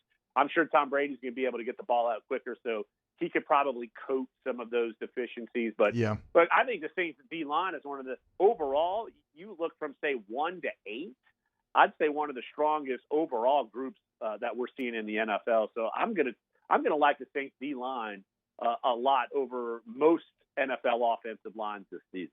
Yeah, I love it, man. Between that and then all the positive anecdotal evidence coming out on that secondary, like the Saints look like they could have a top 5 crew on that side of the ball. All right, Larry, thanks for the quick check-in, man. I know I'm always hitting you up, so thank you for continuing to entertain me and continuing to pour out excellent work on The Athletic. You're always free to hit me up, especially with those weird emojis that you send me. I don't know what that's about. I'm going to keep sending you those pictures, okay? I like it. Those And I'll tweet those out. No, please. No. Just keep those to yourself. That's for you and your private collection. You can get like a little calculator app where it's a fake calculator. You put in the number, and then it's a photo album. Just a little food for or like thought. when I do a TV hit, I'm just going to put them up as pictures behind me. Like everybody has books. I'll put up all kinds of your weird pictures. I'll do that. Okay, Larry, now. We'll hash it out. Larry, take it easy, man. Go check out Larry's work. Athletic.com. It's excellent. I'm telling you, it's my favorite sports site out there. All right, when we get back, I have this ESPN Will Wade article brought up. Musso's giving me big eyes. I think we've both seen the headline. Let me skim through this thing, and we'll do a live reaction on the other side of this commercial break. OTB, OT. Off the Bench, hanging with Esther and Hanny, after further review and more, are all live daily on the 104.5 ESPN Baton Rouge YouTube channel. Subscribe now to interact with us inside the live chat driven by Bayou Ford. Gulf Coast Bank and Trust is a local bank with a straightforward philosophy. It's about doing the right thing for our customers. Participating in our community with annual local fundraisers, offering individual attention in a modern banking atmosphere with a trusted local company. Gulf Coast Bank invested in technology with a local touch, giving our customers the power to bank anywhere, anytime. We're building relationships through personal service as the bank that cares about you. Gulf Coast Bank and Trust, the bank that cares about you. This is a house call. This is a follow-up appointment. This is a diabetes checkup. This isn't just more convenient care. it's more advanced care. This is innovating healthcare at Louisiana's #1 hospital, Ochsner. Crime has serious consequences, but anyone can make a mistake. If you find yourself in trouble with the law, know that you have rights, and it's okay to demand them. The law offices of O.C. Brown are here to protect you and your rights. Felony or misdemeanor, DUI or drug charge. No matter what crime you're accused of, you still have rights. Let the law offices of O.C. Brown uphold them. Call 225-343-1111. Your law firm for a lifetime. I've been doing business with Luba for 25 years. They're dependable, trustworthy. It's just the attention to detail with our clients. Our folks have years and years of experience. They're highly trained professionals. But many companies have that asset. What I'd like to think makes Luba a bit different is that we use those talents in a way that truly is dedicated to serving the needs of the folks who depend on us. At All-Star Toyota, you get it all. If you're in the market for an all-new Toyota vehicle, come see our friendly and knowledgeable sales team at All-Star Toyota. Located in Baton Rouge at the corner of Airline and Goodwood, we've been serving our community since 2005 by offering a large selection of new Toyota cars, trucks, and SUVs. Get behind the wheel of your dream car and take a test drive at All-Star Toyota today. Are you a licensed contractor? There's lots of good contractors in Louisiana doing work the right way, but unfortunately, too many unlicensed contractors are working outside the licensing requirements. Working as a contractor in Louisiana requires a license for the company doing the work. The Louisiana State Licensing Board for Contractors wants to help you get licensed to allow you to conduct work legally. It's not difficult to get the license. We can help you. Go to lacontractor.org for more information. Licensed contractors, it's the law. Gulf Coast Office Products is a nationally recognized Savin office equipment dealer based right here in Louisiana. Over 100 employees strong, Gulf Coast has the boots on the ground to support all vertical markets, from education, engineering, legal, and finance. With the latest in office technology, from desktop to production segment units, Gulf Coast and Savin have the perfect fit for you. Call 225-756-2644. That's 756-2644 for Gulf Coast Office Products. If I built a van, it would do more than haul. It would carry my entire business. I'd make it available in dozens, make not thousands of configurations. It would keep an eye on my fleet. And an eye out for danger. If I built a van, I'd make it available in diesel and gas. And I'd build it right here in South Carolina. Introducing the all-new Sprinter, starting at $33,790. Built in the USA. Mercedes-Benz. Vans. Born to run. Yo, join us for a Wednesday edition of Hanging with Hester and Handy, presented by Richard Honda. We'll continue to give you the latest in New Orleans Saints and LSU football training camp from noon to 3 on 104.5 ESPN Baton Rouge.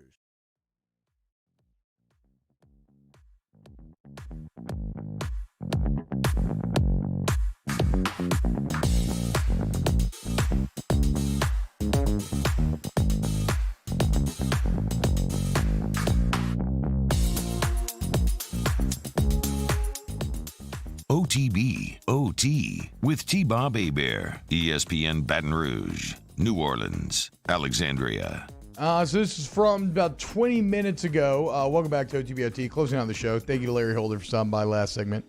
And thank you to Laura Giat in the YouTube chat for putting me on this. But this is a headline from Mark Schleybaugh on ESPN. LSU coach Will Wade, part of impermissible payments to potential recruits. Now, after reading the story, none of this is new news. What this is it's further detail into why the NCAA Enforcement Committee is recommending that let me look up the IARP, what exactly they are, as I frantically search through my notes again. What it is so the Independent Accountability Resolution Process. This is a new system that was put into place for a third party to come in and kind of rule on these things, right? So the NCAA Enforcement Committee, they did their own investigation of Will Wade. They then deemed that it matched, what are those noises? They didn't meet. It matched enough criteria to then be turned over to the IARP, and now the IARP will send it to the IARP's infractions referral committee to approve or reject the investigation. So, okay, look, bottom line is that what it seems like ESPN has is some detail as to what the NCAA Enforcement Committee found, what they are saying. And what they are saying is more specific and more damning than maybe what we've heard before. So it maybe a bit of this is new publicly. The NCAA, this is, okay, I'm just going to read directly from Schlabach's article. These are opening paragraphs. These are the important ones. The NCAA says LSU's men's basketball coach Will Wade either arranged for or offered impermissible payments to at least 11 potential recruits or others around them. It's according to documents obtained Wednesday by ESPN. The documents say the NCAA's enforcement staff received information that Wade, quote, arranged for, offered, and or provided impermissible payments, including cash payments, to at least 11 men's basketball prospective student athletes, their family members, individuals associated with the prospects, and or non-scholastic coaches in exchange for the prospects' enrollment at LSU. So, I don't think we've ever heard that 11 number before, right? We definitely had heard the tapes and everything and the play of the tapes and the quotes that were in all of the documentaries. But this seems like the first kind of direct charge. Now, the question is, do they have proof? Obviously, the enforcement committee feels like there is something there. One of the things they keep going back to is Coach Wade and his kind of obfuscating the investigation, right? Not making it easy, going through the legal path, delaying things, not turning in the cell phone records till 13 months after they were originally requested. They finally got it. So the NCAA enforcement staff continues to harp on Wade's kind of reticence to be involved in the investigation. That's one of the reasons why they're turning it over. I guess the question will be, as far as these direct allegations, right, to say that you paid 11 players in this manner, does the IARP have enough direct evidence to rule on that? Now, these are not answers we will get immediately. We are still 6 to 12 months out, but what this article is, it gives us a clear picture of where the NCAA's head is at, what they think LSU did wrong, and now it's up to the IARP to rule on that. So I can't pretend to know where this goes. I can't pretend to know the timeline on it. I do kind of agree with Laura. She says, I know college basketball is full of corruption, but at the very least, Will Wade should have been smarter by the way he went about it. It looks like he left quite the trail behind his actions. And that's what we've said from the beginning, right? I'm not an idiot. But in my understanding of college basketball, I'm also not an idiot, and I know how the game works, right? And we've all learned how the game works if you tried to act like you didn't know how it works. And so with that said, when I know everything's kind of corrupt, I'm willing to push the limits of plausible deniability. We said that since day one. The biggest problem here is that maybe it looks like LSU could have been a little bit sloppy in how they were operating, but at this point, we're just going to have to wait and see. And then Todd Jones again says the worst outcome will be if they group football and basketball together in the review. And that's the immediate news you want to be on the lookout for. Does the IARP take the 3 smaller, really already dealt with football infractions and throw that in there? I don't believe that they will, but we'll have to wait and see. So stormy waters for Coach Wade right now a bit. Nothing's not used to. Stormy waters for us in the show here a bit. The Dick defenses are looking more formidable than they did a couple of days ago. So, like all of us, we will just sit here and watch it all develop. Lance Richard, do you think Wade survives this? I mean, I think so, but it's impossible to know at this point, right? Like I said, I think the one thing I can say, I don't think we're going to know anything new for a while yet. All right, thank you to everyone who got involved on today's show. Sorry we didn't get to the dog comments. Wade dominates last segment. Thank you to Matthew Musso, Danny Cardenas. We'll be back with more OTB tomorrow. Stay safe out there. OTB, OT. If I built a van,